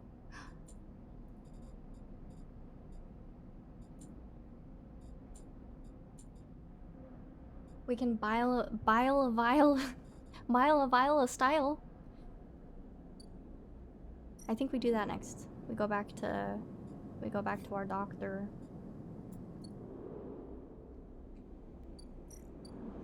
It's Dr. Sabine. Did you know Viper from Valorant is also named Sabine? Wait, 100? I don't have enough. We gotta go make money.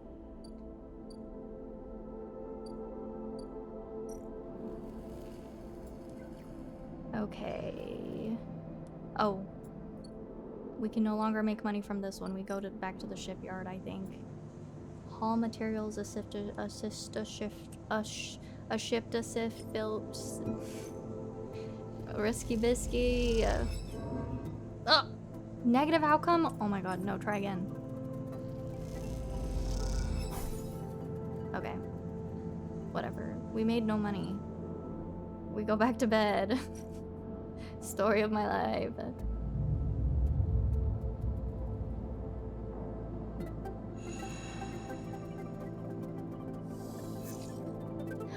Okay, we're starving. Hold it there, sleeper, comes a voice from behind you. Don't you run. They're a bounty hunter. I think I run. A strike upon across your back knocks you face down on the floor. I told you not to run, idiot. Ethan pulls you up. He is wearing a wide smirk and a slick jacket, and you immediately know he is terrible news. You all the way out here and then stayed put? He laughs a cruel laugh. That a sleeper thing? You're my first. You barely hear him. You notice the handgun he has leveled at your chest, and it's hard to take your eyes off it. He reaches down on the other hand and slips some kind of ring out from a belt loop without taking his eyes off you. Making it to the eye, though, that's pretty good. This place isn't so bad. Bars, markets, people. I pull most of my contacts out of the out of the asteroids, caves, or off of godforsaken moons.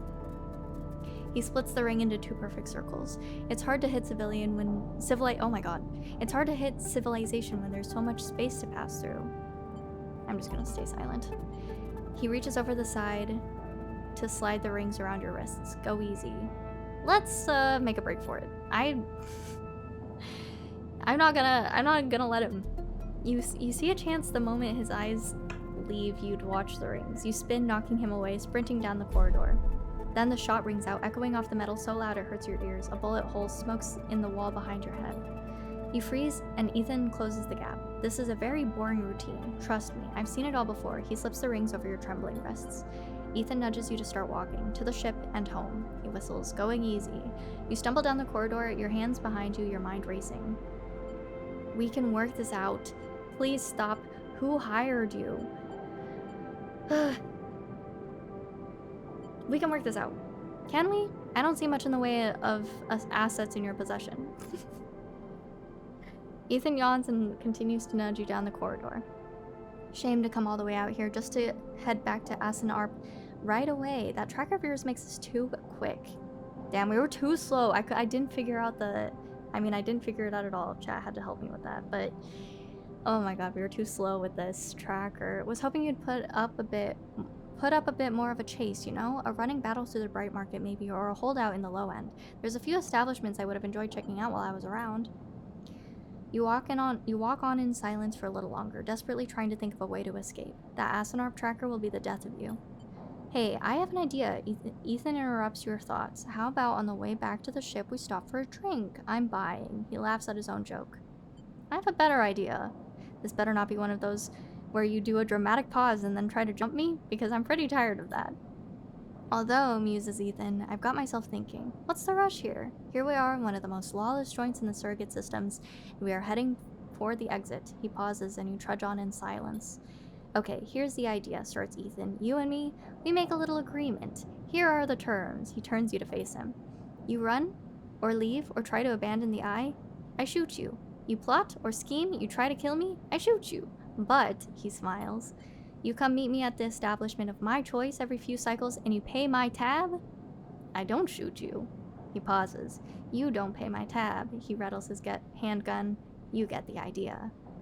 I get it. Okay then. That sounds to me like a deal. He stretches. You know, I really thought I was going to have to kill you, but this is so much better. He clicks something in his belt and the rings release from your wrists. I'm going to see if I can find my old stool at the compressor club. Come see me there. He aims the handgun at you, squinting down the sight. Let me just remind you that body of yours is one big tracker, so don't even think about leaving the eye. I'll know. Ethan slides and strides down the corridor, slipping his handgun away. The mix of relief and terror you feel is overwhelming. What are you going to do? Kill him? Like, I have to. Oh, wait, never mind. I gotta go eat. Can I eat at the compressor club? No. You see Ethan at a distance shouting from the bar for more drinks. This bill isn't going to be small, is it? Oh, shit. Dude, I forgot how to make money. Which is not... which is not helpful. How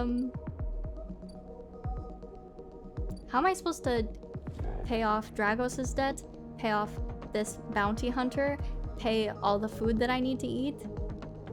Pay for my vial of surgery? What? Get your money up, not your funny up. Ugh. Okay, well let's eat right now because I... Oh, we need to go collect the mushrooms. Oh, and then that better get me more energy. Okay. Hardware exchange?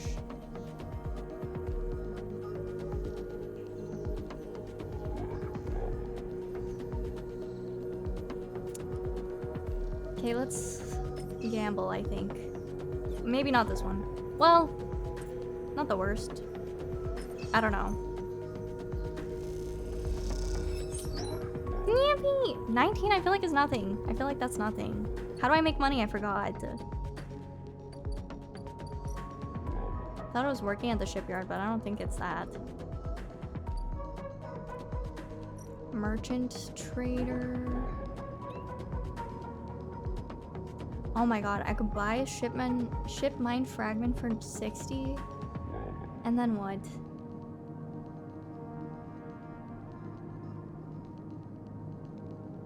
I don't remember what that's for. Oh, let's see if we have any of these things. Maybe we can just get rid of the tracker. Does it even matter at this point if I've already been caught by my guy? Oh, this one. Oh!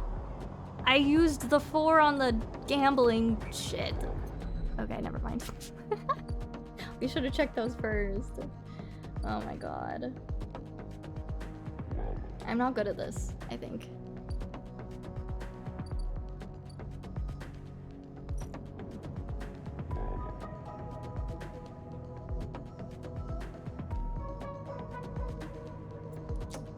Okay, I think we just gamble the... I think we just gamble the... This is 100% positive though, so... We are a yard hand. We should be able to have money now.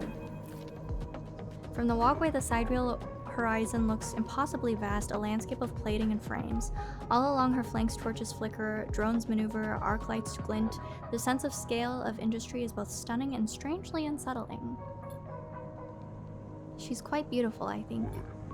You turn to see a figure and a little way down the walkway leaning at the railing. He is thin, ragged, his work gear poorly fitting and loose. The torches of the side rail horizon flicker in his eyes as he turns to you. Lem, he leans back from the rail, revealing a child standing beside him, staring out at the ship. And this is Mina. He adds with a smile. Oh, he's Lem, this is Mina. Hi Lem, hi Mina. Stay silent. Why can I only say hi to one of them, not both of them? She stares and tucks herself behind Lem, who dutifully picks her up. She's a little slow to trust. Aren't you, Mina? She buries her face in the folds of his overalls. Mina looks out from Lem's chest, a dark brown eye twinkling among the rough material. You working on her then? Lem asks eagerly, gesturing to the vast ship, or just admiring. He shifts Mina's weight to his other arm. Working. Me too, me too. He flashes a Havenage pass. I knew it just to look at you. I mean, he stumbles over his words, not wanting to be misunderstood. I mean, you look like a worker. She's Mina and my ticket out of this place, our escape vector, so to speak. How? You haven't heard? Anyone who takes a Havenage contract out on the side rail horizon will be entered into a draw for the transit support crew. He smiles. We won't get to sleep this journey through, but a couple of decades of service will be nothing for me and Mina if it means a landfall on a new world, he winks. Transit support? Uh-huh. Someone needs to stay awake to keep the thing running. He straightens up, stretching his back. That's a colony ship, friend. The Celsius Foundation is sending thousands to settle a system well outside the reach of the core worlds. It'll be a totally independent colony, no surrogacy, no corporations. Celsius Foundation? Why is it here? Celsius Foundation? What do people care about more when they ask questions? I actually don't know. They are Havenage clients. Yeah, some wealthy project from the core systems interested in independence and self-sufficiency and all that. They hired the whole shipyard out, helped wreck it and everything. Helped wreck it and everything. He strokes Mina's hair. Someone else's dream, I suppose. But doesn't mean people like me and Mina can't tag along. Let's see. Mina responds by pushing his hand away. Daddy, she whispers, food, pulling an exaggerated grumpy face. She glances oh my god. She glances furtively at you as she plays with a set of dog tags that hangs from Lem's neck. I'm just chatting a little, meanie. Give Daddy a sec. He turns back to you and you suddenly notice how tired he looks. I'm not on the Havenage crew yet, but I'll work my way in. You can do it too, friend. We have to stick together. He smiles a little shakily and you wonder how long he's been working to break into the official shipyard crew. I'm working on it. He looks out into the side rail horizon as if trying to pull energy from those flickering torches from the vast hole. We've got to hold out, okay? You aren't quite sure if he's talking to you. That's just how it works. While he stares out, Mina catches your eye curiously. You agree, Mina? She straightens up and meets your eye. Daddy loves me, she says it stubbornly, daring you to question her. Lem smiles and lifts Mina. That's it. We hold on. He smiles sheepishly at you. We are a couple of softies, isn't that right, Mina? He sets her down, standing by his side, and she clings to his leg. Gotta go feed this one. He pats her back. Maybe you see on a shift, huh? He turns and they walk down the walkway away from the shipyard. You see them turning, and then a moment later, Mina turns and stops. See you, robot. Her shout echoes down the walkway, and she flashes you a parting smile before running to catch up with Lem. You watch them a little before you turn your back on the impossible scale of the side reel horizon. A ticket out. Smiley. Dude, that was so hard to say. He smiles sheepishly? Was that the... No. Yes. I don't know. Okay. Well, we have more tasks. Dude, my to-do list is never ending. I woke up to hell, actually. We gotta get fragment supply, we gotta get data. Dog. I got a bounty on my head.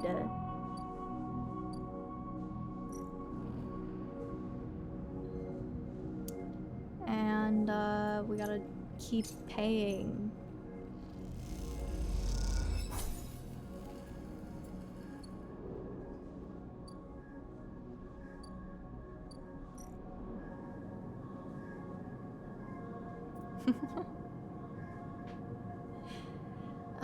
And I can't... Dude, I have no money! How am I supposed to make money? Oh my god. I think I need to, like, buy something and sell it for like, an ungodly amount of money.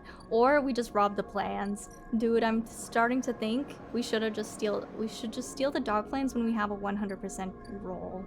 Like, what else am I supposed to do?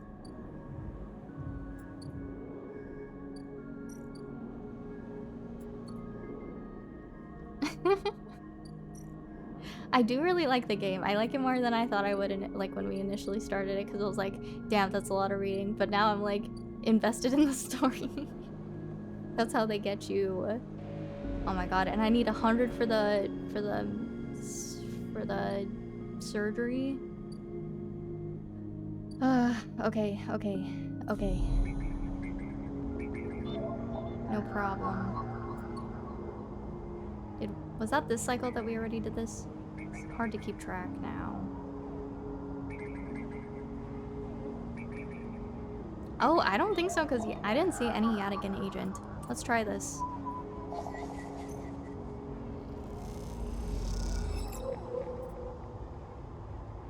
Because I think we needed this. We needed this for the new one.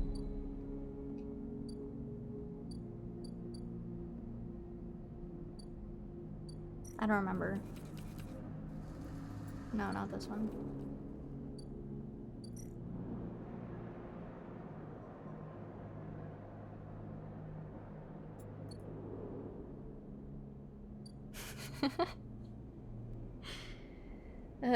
Faces hardship once. Okay, let's do crimes.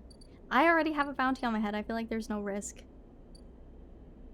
As far as being a good citizen sleeper, you know?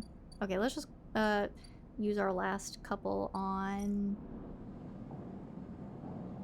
end cycle. Oh, no. Maybe we just sunbathe. It's a pretty safe action. Yippee! And the last one. Oh, it was this one.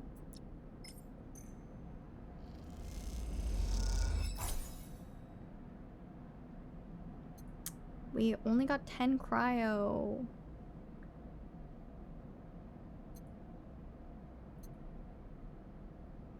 Okay. Well, I can't make money at this rate. I'm not certain what to do. Welder's mate? Junior tech. Let's go for welder's mate.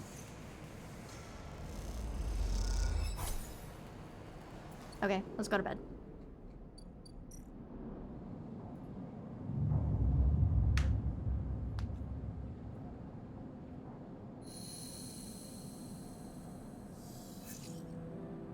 Okay. We have 100% pause. Do we do it? Havenage security has to have plans. Stealing them would be the fastest way to get to know this place and the most dangerous. Oh, it's just to get to know the place? We don't get to sell them? This feels like something I was supposed to do at the beginning, maybe. To learn more. The rotunda of the old dock is filled with passageways and concourses leading to all kinds of docking bays. Well, rotunda sounds like something we should get to know because we already talked about it. Dude, maybe we do both. We have two 100%s. I think we just do it. Wait. Oh, we can't do both. Never mind. We're dock watcher. Let's see if that unlocked something.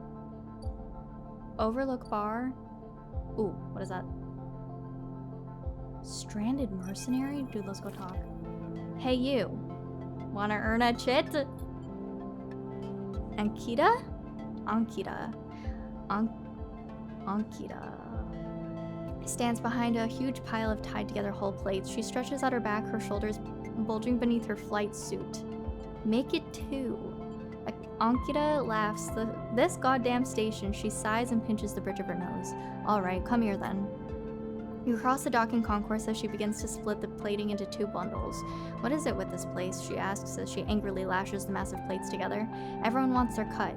She straightens up to an imposing height, her armored plates creaking, and looks you up and down.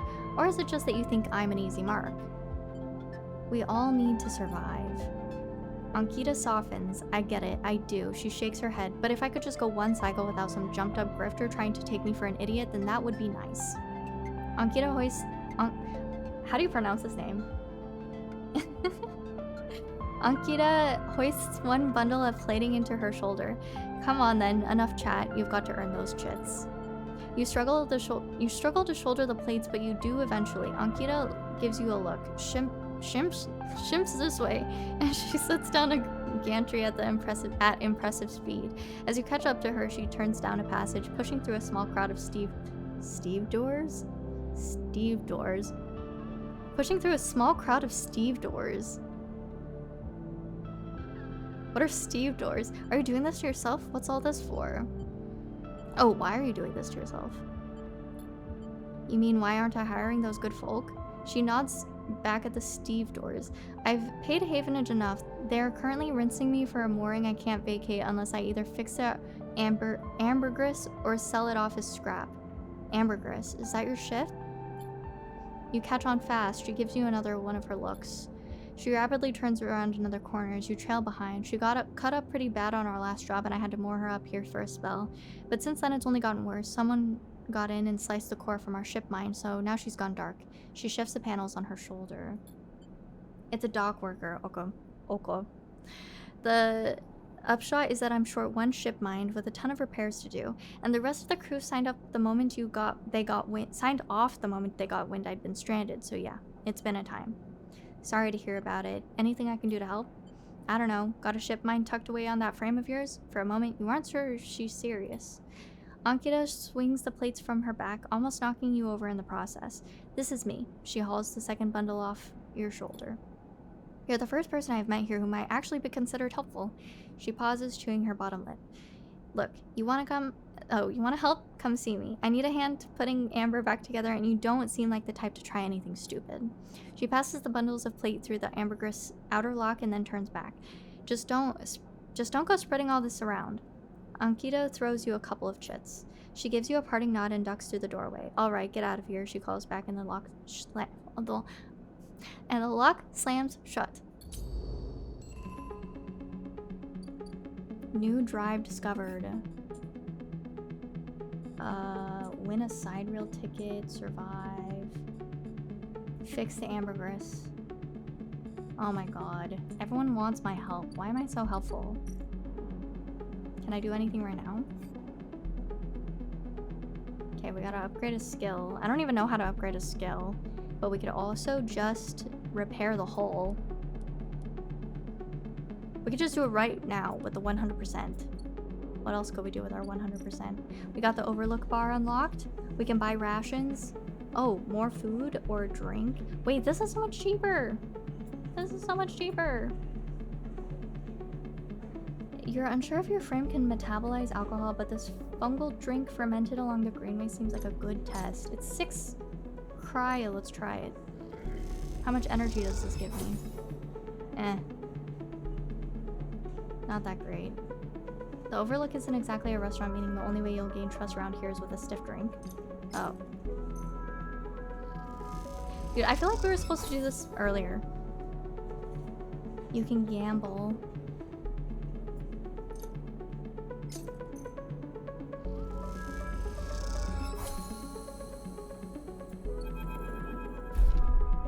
The glass shatters on the steel bar beside you, and the taunts don't take long to follow.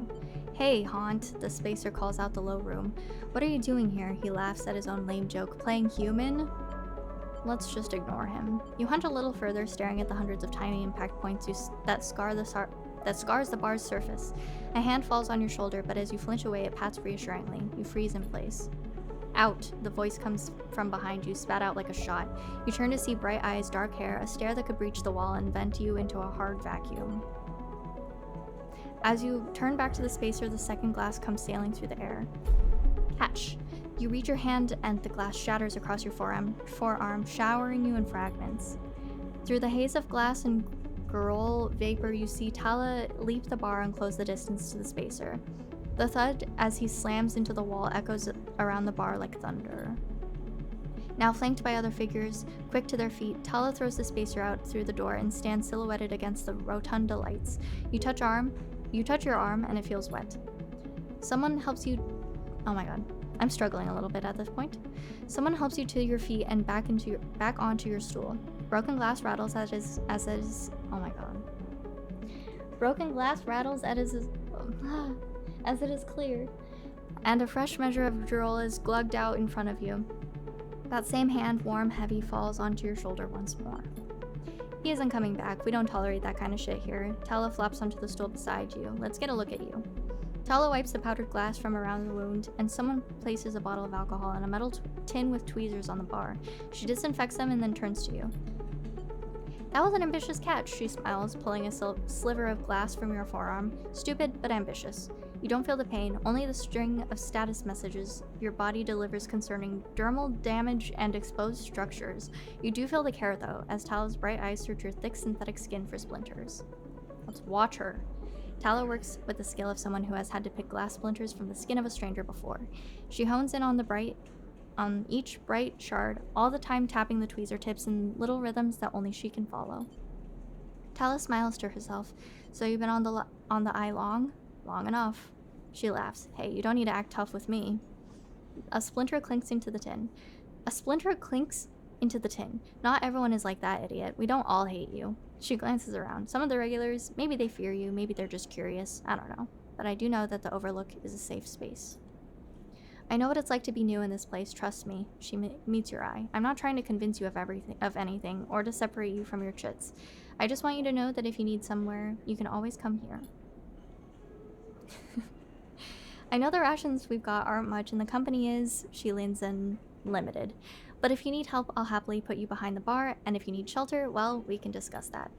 You'll be safe. I usually have Francis on the door, but he's up in the greenway this cycle, hanging with our supplier. Francis tends to be particular about what we serve, even if the clientele isn't.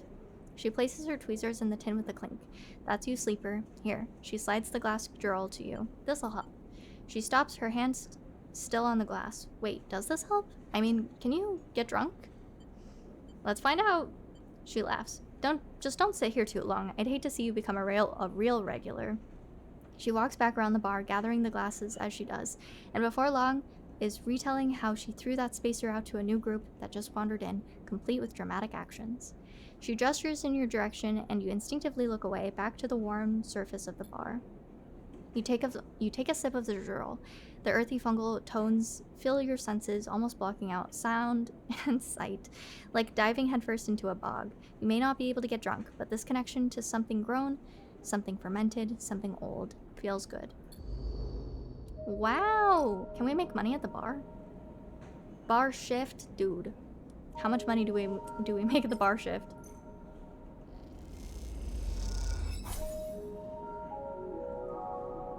$13 cryo. Dude, how do I make some real money around here? What's a What am I called? What's an extractor gotta do to make some money on this ship? We gotta come back here more often.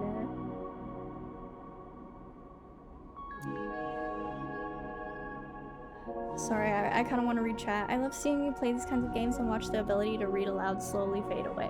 No, it's like back and forth. Sometimes I get into the rhythm. Sometimes I stumble atrociously. I forgot where we can gamble. Is it this one? No. Oh, we didn't even look at this. Did we?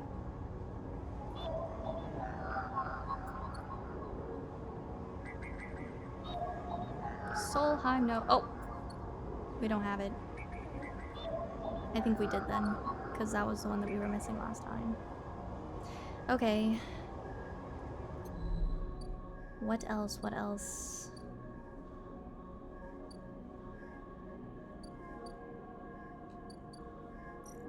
Was it this one? It is. Okay, play the exchange. Let's do it. 12. Dude, we can make more at the bar and it's less risky. Yeah, I feel like we were supposed to unlock the overlook earlier and then we could have just made money at the bar. I think you can work at the shipyard. I tried working at the shipyard, but we didn't make any money. Now we have to do the Yadigan tracking stuff and find fragment supply, which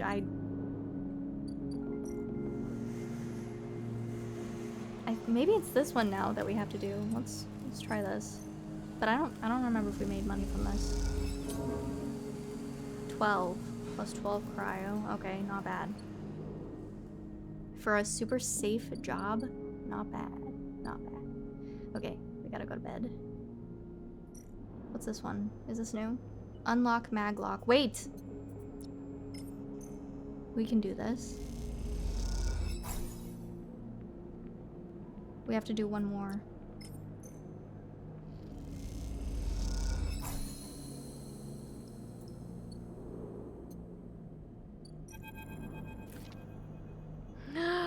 This is so cute! Wait, this is so cute! Neovend. As you slip inside the sealed dock, a pulsing light grabs your attention. Among the discarded tubing and rusted plates, a machine flickers with a warm glow. Approach the machine. As you get closer, you recognize the machine's blocky shape, settled into an alcove in the side of the dock. A kind of upright cabinet. It is covered in faded logos and messages from which you assume it was once an industrial vendor, intended to dispense and manufacture ship fittings and other mechanical parts necessary for the regular running of freight and resource extraction vessels. The manufacturer is listed as Neovend, and you remember an advert from long ago squeezed among all the off-world recruitment drives that assaulted every planet-born citizen, which chirpily sang that name over and over and over. You wipe a layer of dust from the cracked screen, thinking of those contractors squeezed by their own corporate employers to pay for every bit of minor maintenance on their rented ships. Enter your registration, chirps a pre-recorded message, catching you off guard. Press some keys. You reach for the keypad and something begins whirring. At first it sounds like some servo motors starting up, but it quickly becomes a whisper, a whining, then a multi-tone voice that emanates from Neovend. Entity, they hiss, speak with me. Who's there? There's a squeal, almost like a strange mechanical swallowing or intake of breath, before the machine starts again. I have need of you, you have need of me. That squeal comes again, and you see that it is the 3D printing apparatus of the upper part of the machine resetting into place, so that each time the servos can be orchestrated to produce the whirring, whining voice. You are in danger. Danger? The machine creaks. You are marked for deletion, entity. Hunter tracks you. Well, I know that. The screech rattles through the empty dock. I think we did this out of order. You remember the strange head, the figure, the threads closing in. Oh, wait, yeah, that was the dream. Hunter? The Hunter Protocol. They taste your signature. The sudden whine sets your teeth on edge. You have seen them. This is the gift of an emulated mind. You close your eyes and the skeleton of the station starts to thrum. Emulated minds are adaptable. Move where neurons cannot. The mechanism resets, but emulation makes you a target. Adaptable? Yes, you can move through. Networks, clouds, hardware, software. Neoven whines. But you cannot hide there. Hunter is there. The servos judder the vending machine's casing as they reset. Hunter searches for me also. Hide in this machine. You look at the ruined vending machine. An unusual hiding place for sure. Can counter Hunter, but need entity outside machine. The light flickers. Need you. A screen attached to the vending machine with a swiveling arm comes to life. It displays a flickering map of the station, ghostly threaded. The cloud. Points along the rim glow in deep red. Hunter is always gathering. Too much data. Must build nests, explains Neovend. Masters are gone, but continues hunt. Bring this data. Raid its nests. Masters? Station builders. Solheim. The machine rumbles impatiently. Long gone. Their protocols still haunt. Bring offerings. Save self. Neovend says pointedly. Mutual need means friends. They conclude, tired of conversation. The whirring amplifies and then suddenly drops, as mechanisms within the machine click back into place. The glow fades, and you are left stood in the dark of the sealed dock, that whirring voice ringing in your ears.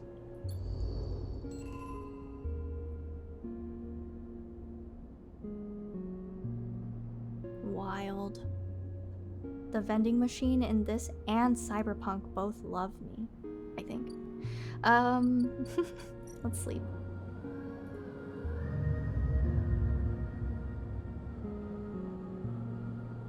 Games like these are intended to play without any specific order, so I wouldn't mind it that much. Ooh, we have so many, so many. Let's see what we can do with this. Keynode Hunter Nest. Oh my god, why is it red? You recognize some of the data tangled into this nest. Is this a partial log of your recent movements? We don't have a 2. Scary. Here's a Solheim node. With a 4? We can do it.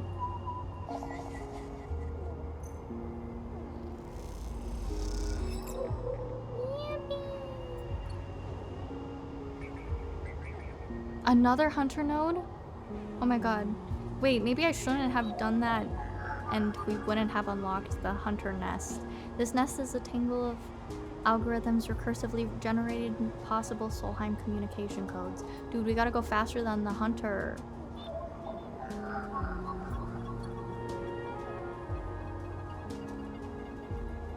This one's locked off.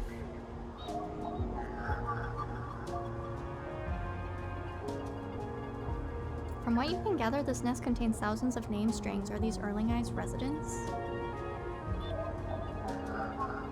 Should we do the Yadigan agent?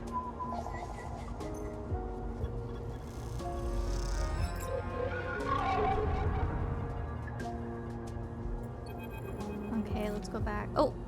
Hunter's back. Oh my god. A glimmer in the dark catches your eye as the orb of Hunter's head appears in the distance. It's looking for you. Let's hide. You slip down the ghostly structure of the eye, feeling like passing through a cloud as the data structures deform and reform around you. Another glimmer catches your eye, closer now, that roving orb wreathed in tentacles. It flickers once, jumps once, twice, and then it is here. Hunter is here. Entity, submit to enquiry. Hunter reaches for you in that unpleasantly familiar way, its waving threads creating a cage. You push against the threads as they close in, becoming frenzied as you push them aside. You are caught by whipping tendrils and feel them pulling you away from the anchor of your body. You push through, clearing the threads. Entity, hold for processing, comes the scream from behind you, but you are already gliding away back to your anchor, your body. You awake, dizzy, distorted, but safe. That's like 2 close encounters with Hunter. Oof.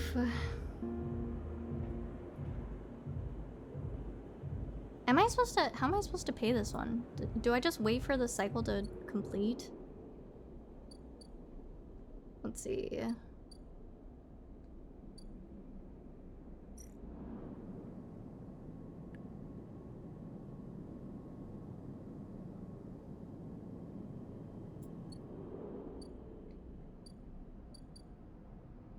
Okay, well, let's do this thing. Tracking Yadigan. It's mad about the Muddy Hunter hat. And then let's do the other one.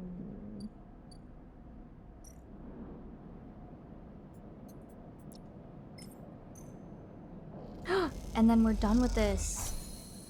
I think. Fang! As you enter the bay, Fang is nowhere to be seen.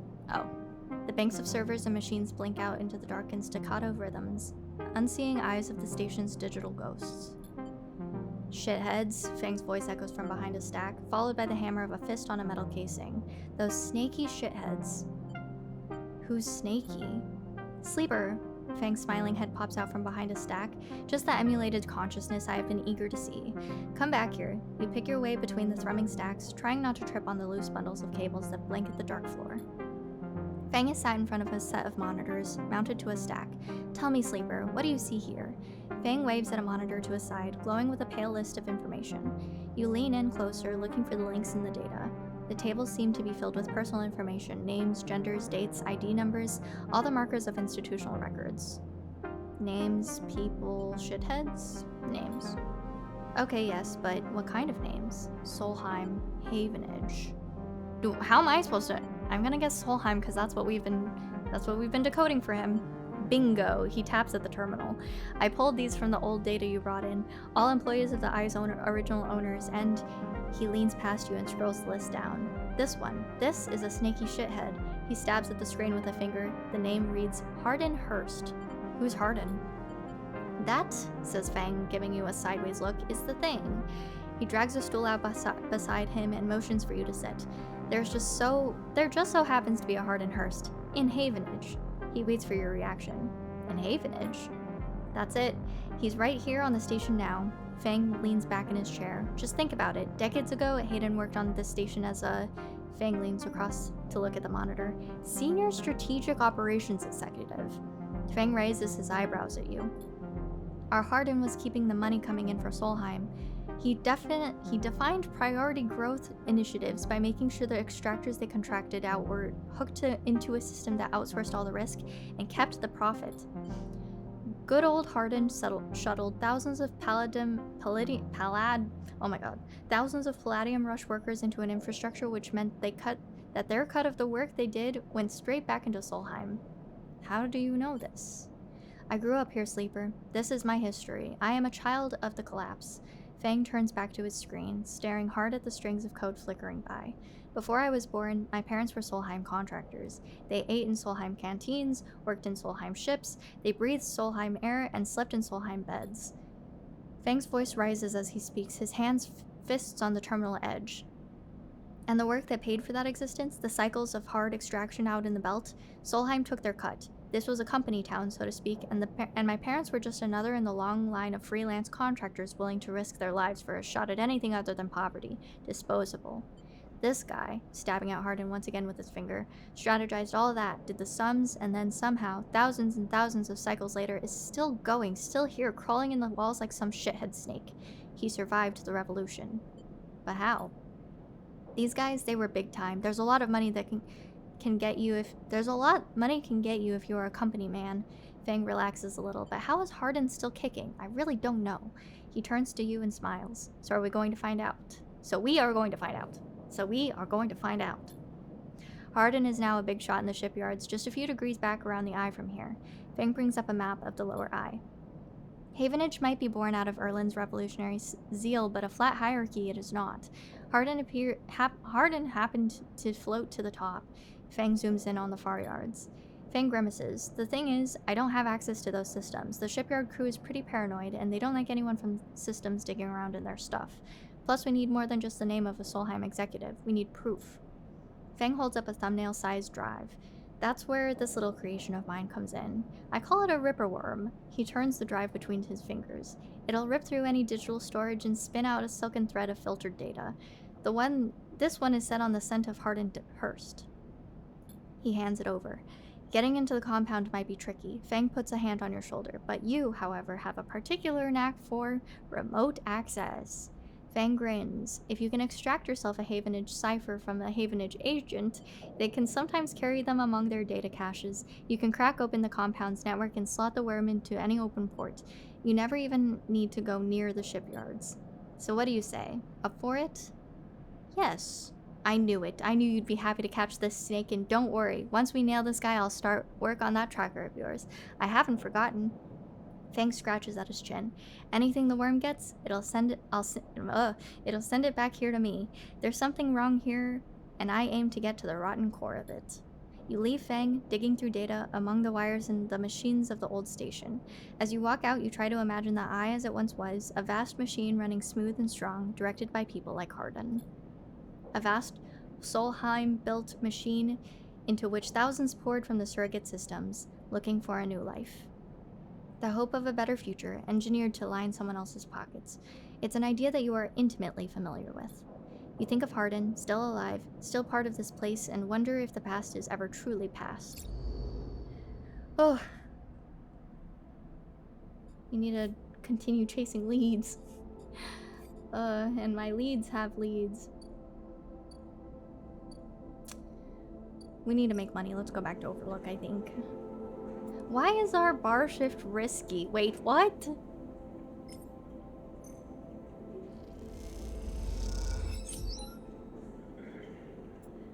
Good service.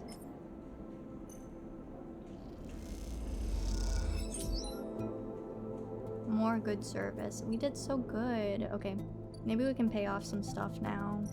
Let's pay off some of this, and then I think we still have money. We can probably buy more medicine or whatever.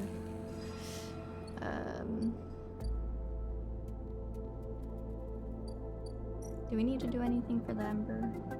I don't remember. Oh, we don't have any dice. Okay.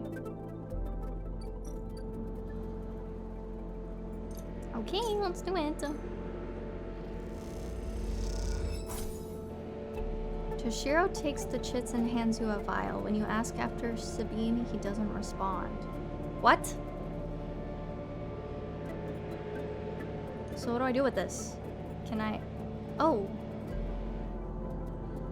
Unit 207F passkey. A passkey for an apartment found wrapped in a stabilizer vial? What? As you quickly leave the surgery, eager to be away from Toshiro's glare, you notice something wrapped around the stabilizer vial clutched tightly in your hand. You open your hand and a thin film, marked with holes and sigils, unrolls from around the vial. At one end has a hard metal strip, a handle. Inspect the handle. The metal handle is worn and pitted, but you can see a set of numbers imprinted into it. 207F, and then crudely snatched into the handle at some later date, low end. Inspect the film. You hold the cloudy film up to the light. It is perforated with an ornate pattern of holes. You can make out a word among the markings. Passkey. Is this an entry key for somewhere? For a moment, you consider going back to the surgery to return the key, and then quickly think better of it. Did Sabine want you to have this, or is Toshiro passing on a message? Time to head to the low end and find out. Oh my god. We bought ourselves a little extra time, one vial at a time. You've completed your first drive. Each drive completed unlocks an upgrade point to spend on upgrading your character. Access your character menu via the arrow button at the top right of the screen. Ah, that's what these are. Wait, which one do I need to upgrade for this thing? Wait, no, not this one. Oh my god. I wish I could read a map. Which one was it that needed an upgrade? I know she needed an upgrade from me too. How do I know which one? Interface +1 danger. What is it? Is that the same kind of upgrade? Maybe it's different. Efficient Extractor. Chance to gain random scrap item on engineer actions. Chance to gain cryo. That sounds good. This is the one that we do have, I guess. Predictive reasoning, display potential positive and negative outcomes. Thrill seeker, chance to gain energy after any engage action. Wait, that might be good.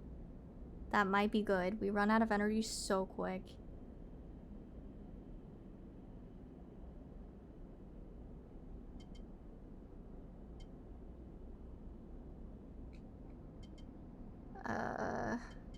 I think we do that. Either this one or the cryo, or the chance for more cryo. Maybe energy is more important at this point, because we spend cryo to update energy. Okay, whatever. That's my thinking. There's no sign of the salvagers as you arrive on the yard, and you breathe a sigh of relief as you slip through the entrance. You doubt this is the last you'll see of them, but after this past few cycles, you are glad to finally have some breathing room. You arrive into a buzz of activity. Red blinking lights flash across a vast dark shape suspended below the dome. They flicker across scorched hull plates and bent structures, spilling from holes in the twisted shape. The cutter is huge and has been torn apart in some violent encounter. She's a beauty, isn't she? Drago stands to the side, focused on the hulking ship as it is lowered into the yard. What is it? Dragos laughs. That, my friend, is an A-grade scrap. I should thank you. This place was on its last legs when you turned up, and now look at this. The ship descends slowly, its interior visible through multiple hull breaches. You struggle to gather the same enthusiasm as Dragos for this monstrous craft. You can't help but think of what has become of its crew. What happened? What do you mean? He glances at you. I managed to convince our salvager friend to give it to me on credit. That's what happened. No, what happened to the ship? Not my concern, he shrugs. The ship creaks like a calving iceberg as it reaches the base of the yard. Dracos is visibly excited. I know I said you shouldn't stick around, but I'm gonna need some help with this one. The drones start to crawl over the hulk, their lights illuminating flashes of dented hull. Watching, you wonder if you arrived in a similar fashion, locked inside that container, the wreck of an S&R freighter lowered into the yard like a corpse ready to be butchered.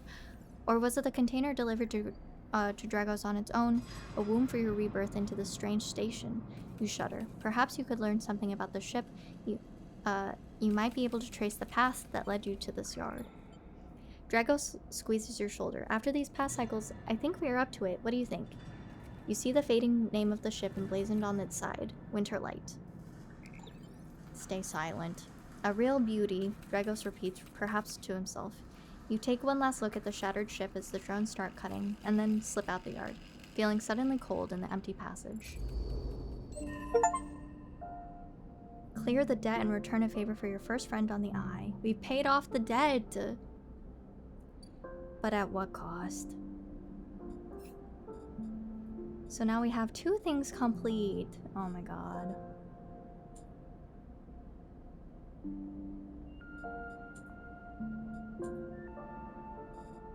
Oh yeah, let's see. How much longer do we have on the tab? 2 more cycles? Hardware exchange for something?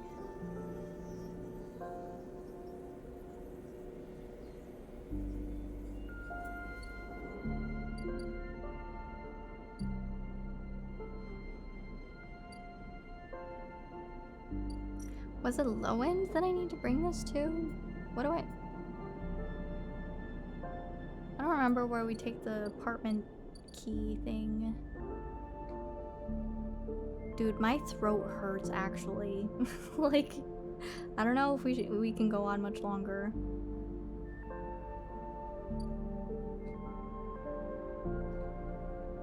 Maybe we just sleep. I missed a day on the No, was this the same cycle? Dude, I'm losing track of time. I think we Without a regular dose of stabilizers, sleeper bodies actively decay. A corporate insurance policy to disincentivize escapees like you. How do I have a cycle on the stabilizer? Like, should I save this for later, or maybe it doesn't matter. Maybe it'll start a cycle. Oh, it was this one. I don't know where it was before. Hopefully, that wasn't a waste. I wasn't looking at it. Oh, let's sleep.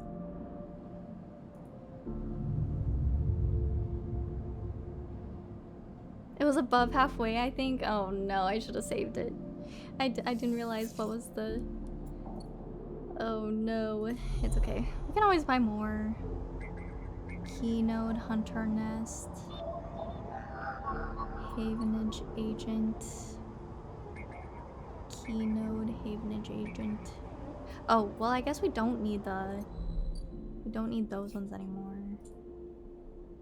What do we need to do for Fang?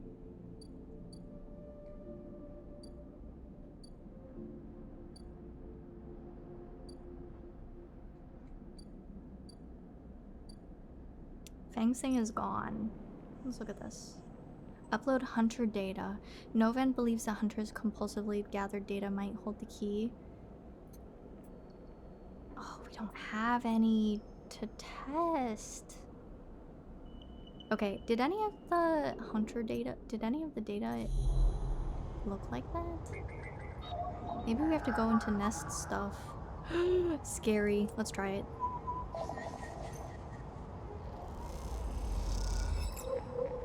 Ha! It is this. Okay. Let's go look at the scary red ones. Oh, we don't have a 1.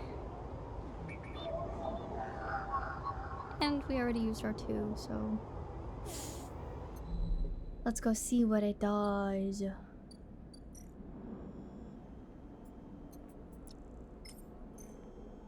Oh, we need 3. Okay. Oops. No worries. Let's go work at the bar. Yeah. I kind of just want to work at the bar for 3 shifts and then call it a day. I think we end stream after. My throat is hurting so bad.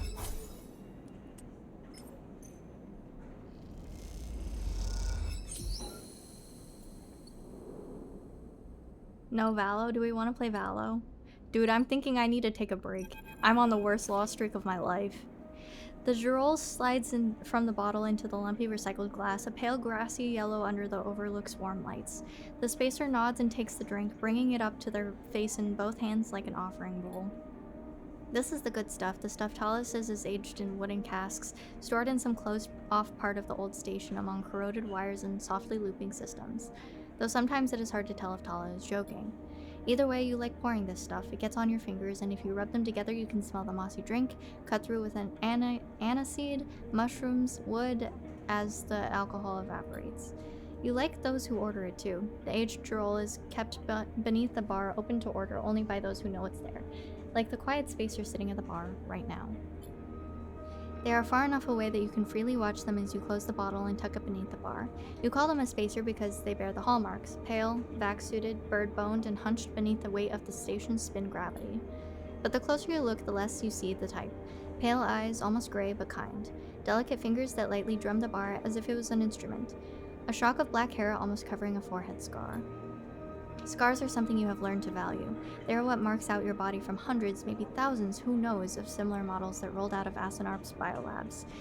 You find yourself rubbing one on your forearm, a rough little split, something on the good days you might think of as a mark of defiance. Suddenly, you hear a heavy clunking at the door. It creaks open and a huge cylindrical metal tank tumbles through, slamming into the floor. Shit, Tala breezes in from behind it, a whirl of hair and bright eyes. Shit, shit, shit. Tala? Sleeper! She ducks behind the bar and comes over. Can you help me with this? You look at the huge metal tank suspiciously. How did you get that up here? Tala puts a hand on her hip. Are you going to help me or what? You come around the bar and get to one side of the tank. Okay, says Tala. On my count. 1, 2, 3. You both heave the tank up to standing. Somehow you hold it in place, struggling to keep it steady. Tala?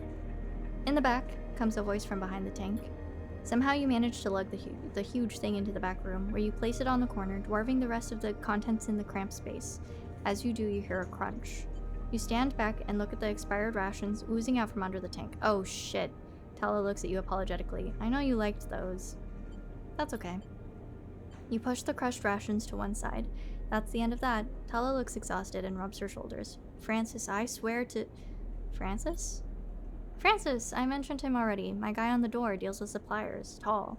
She sighs. He was supposed to come back to Etienne's in the Greenway by now.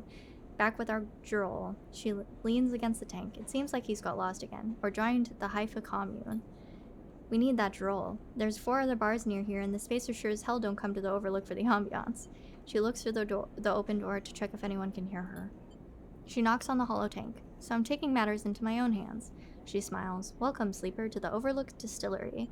You look around the dank back room. You must be joking. She gives you an unimpressed look. Where's your imagination? This will work. I might need some help, though. She shrugs. You up for it? She knocks on the tank again. Could be fun. Happy to help.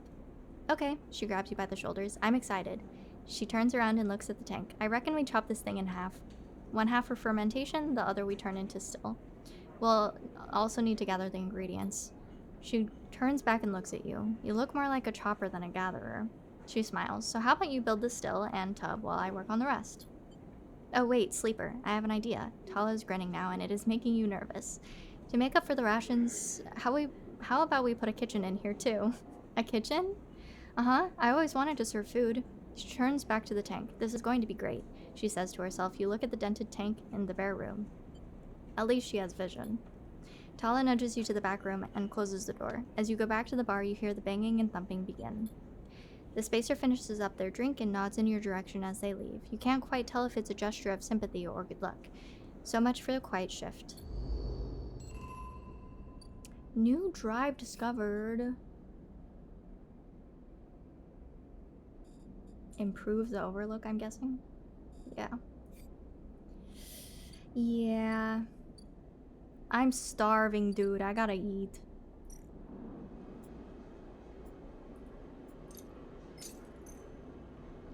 We eat, we gamble, and then I think we close out stream.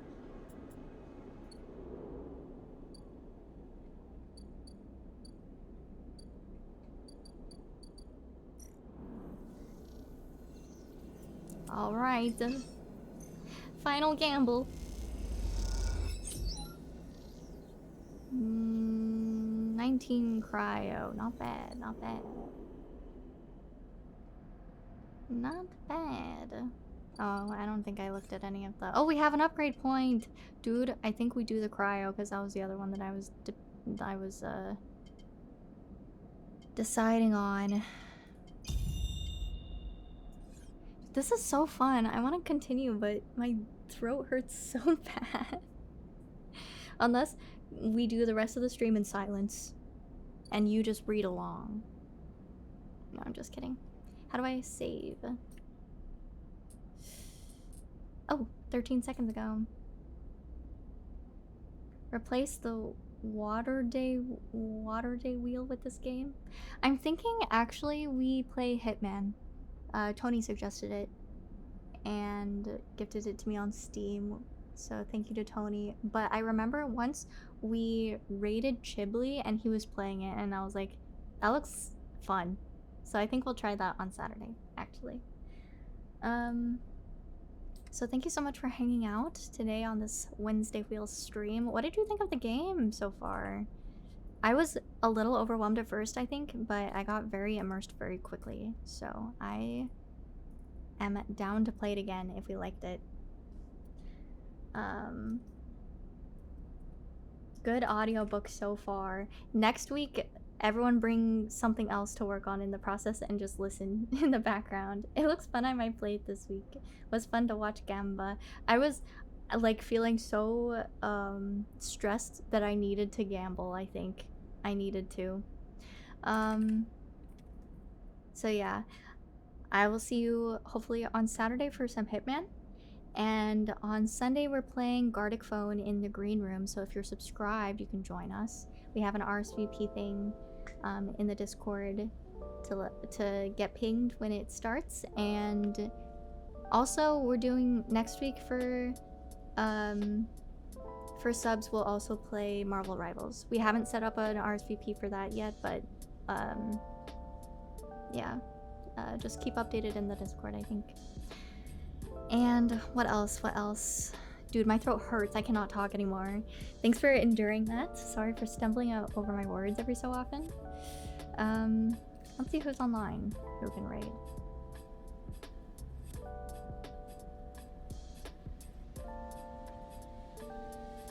I like to sort by viewers. Let's go raid someone small. I think I've been raiding too big of accounts lately.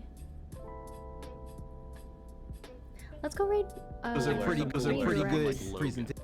Okay, you can say hi for me. Hope you're having a good morning, evening, night, whatever it is, wherever you are. I hope you have a good one. Get some lemon honey tea, bro. I only have vanilla, so I will probably be making that immediately. All right. I will see you later. Or on Discord. I might even play Valorant by myself. One more game before bed. We'll see.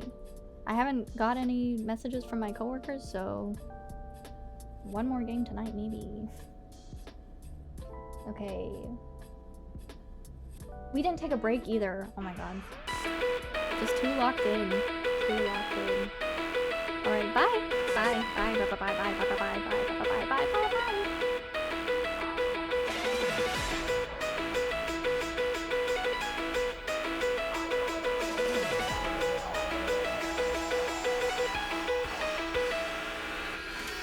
Rewind to before I changed, started acting strange, had my life in my own hands. Meanwhile, I was wasting time. Wait, does anyone want a 5-stack in silver too? Can we do comp? Can someone carry me, please?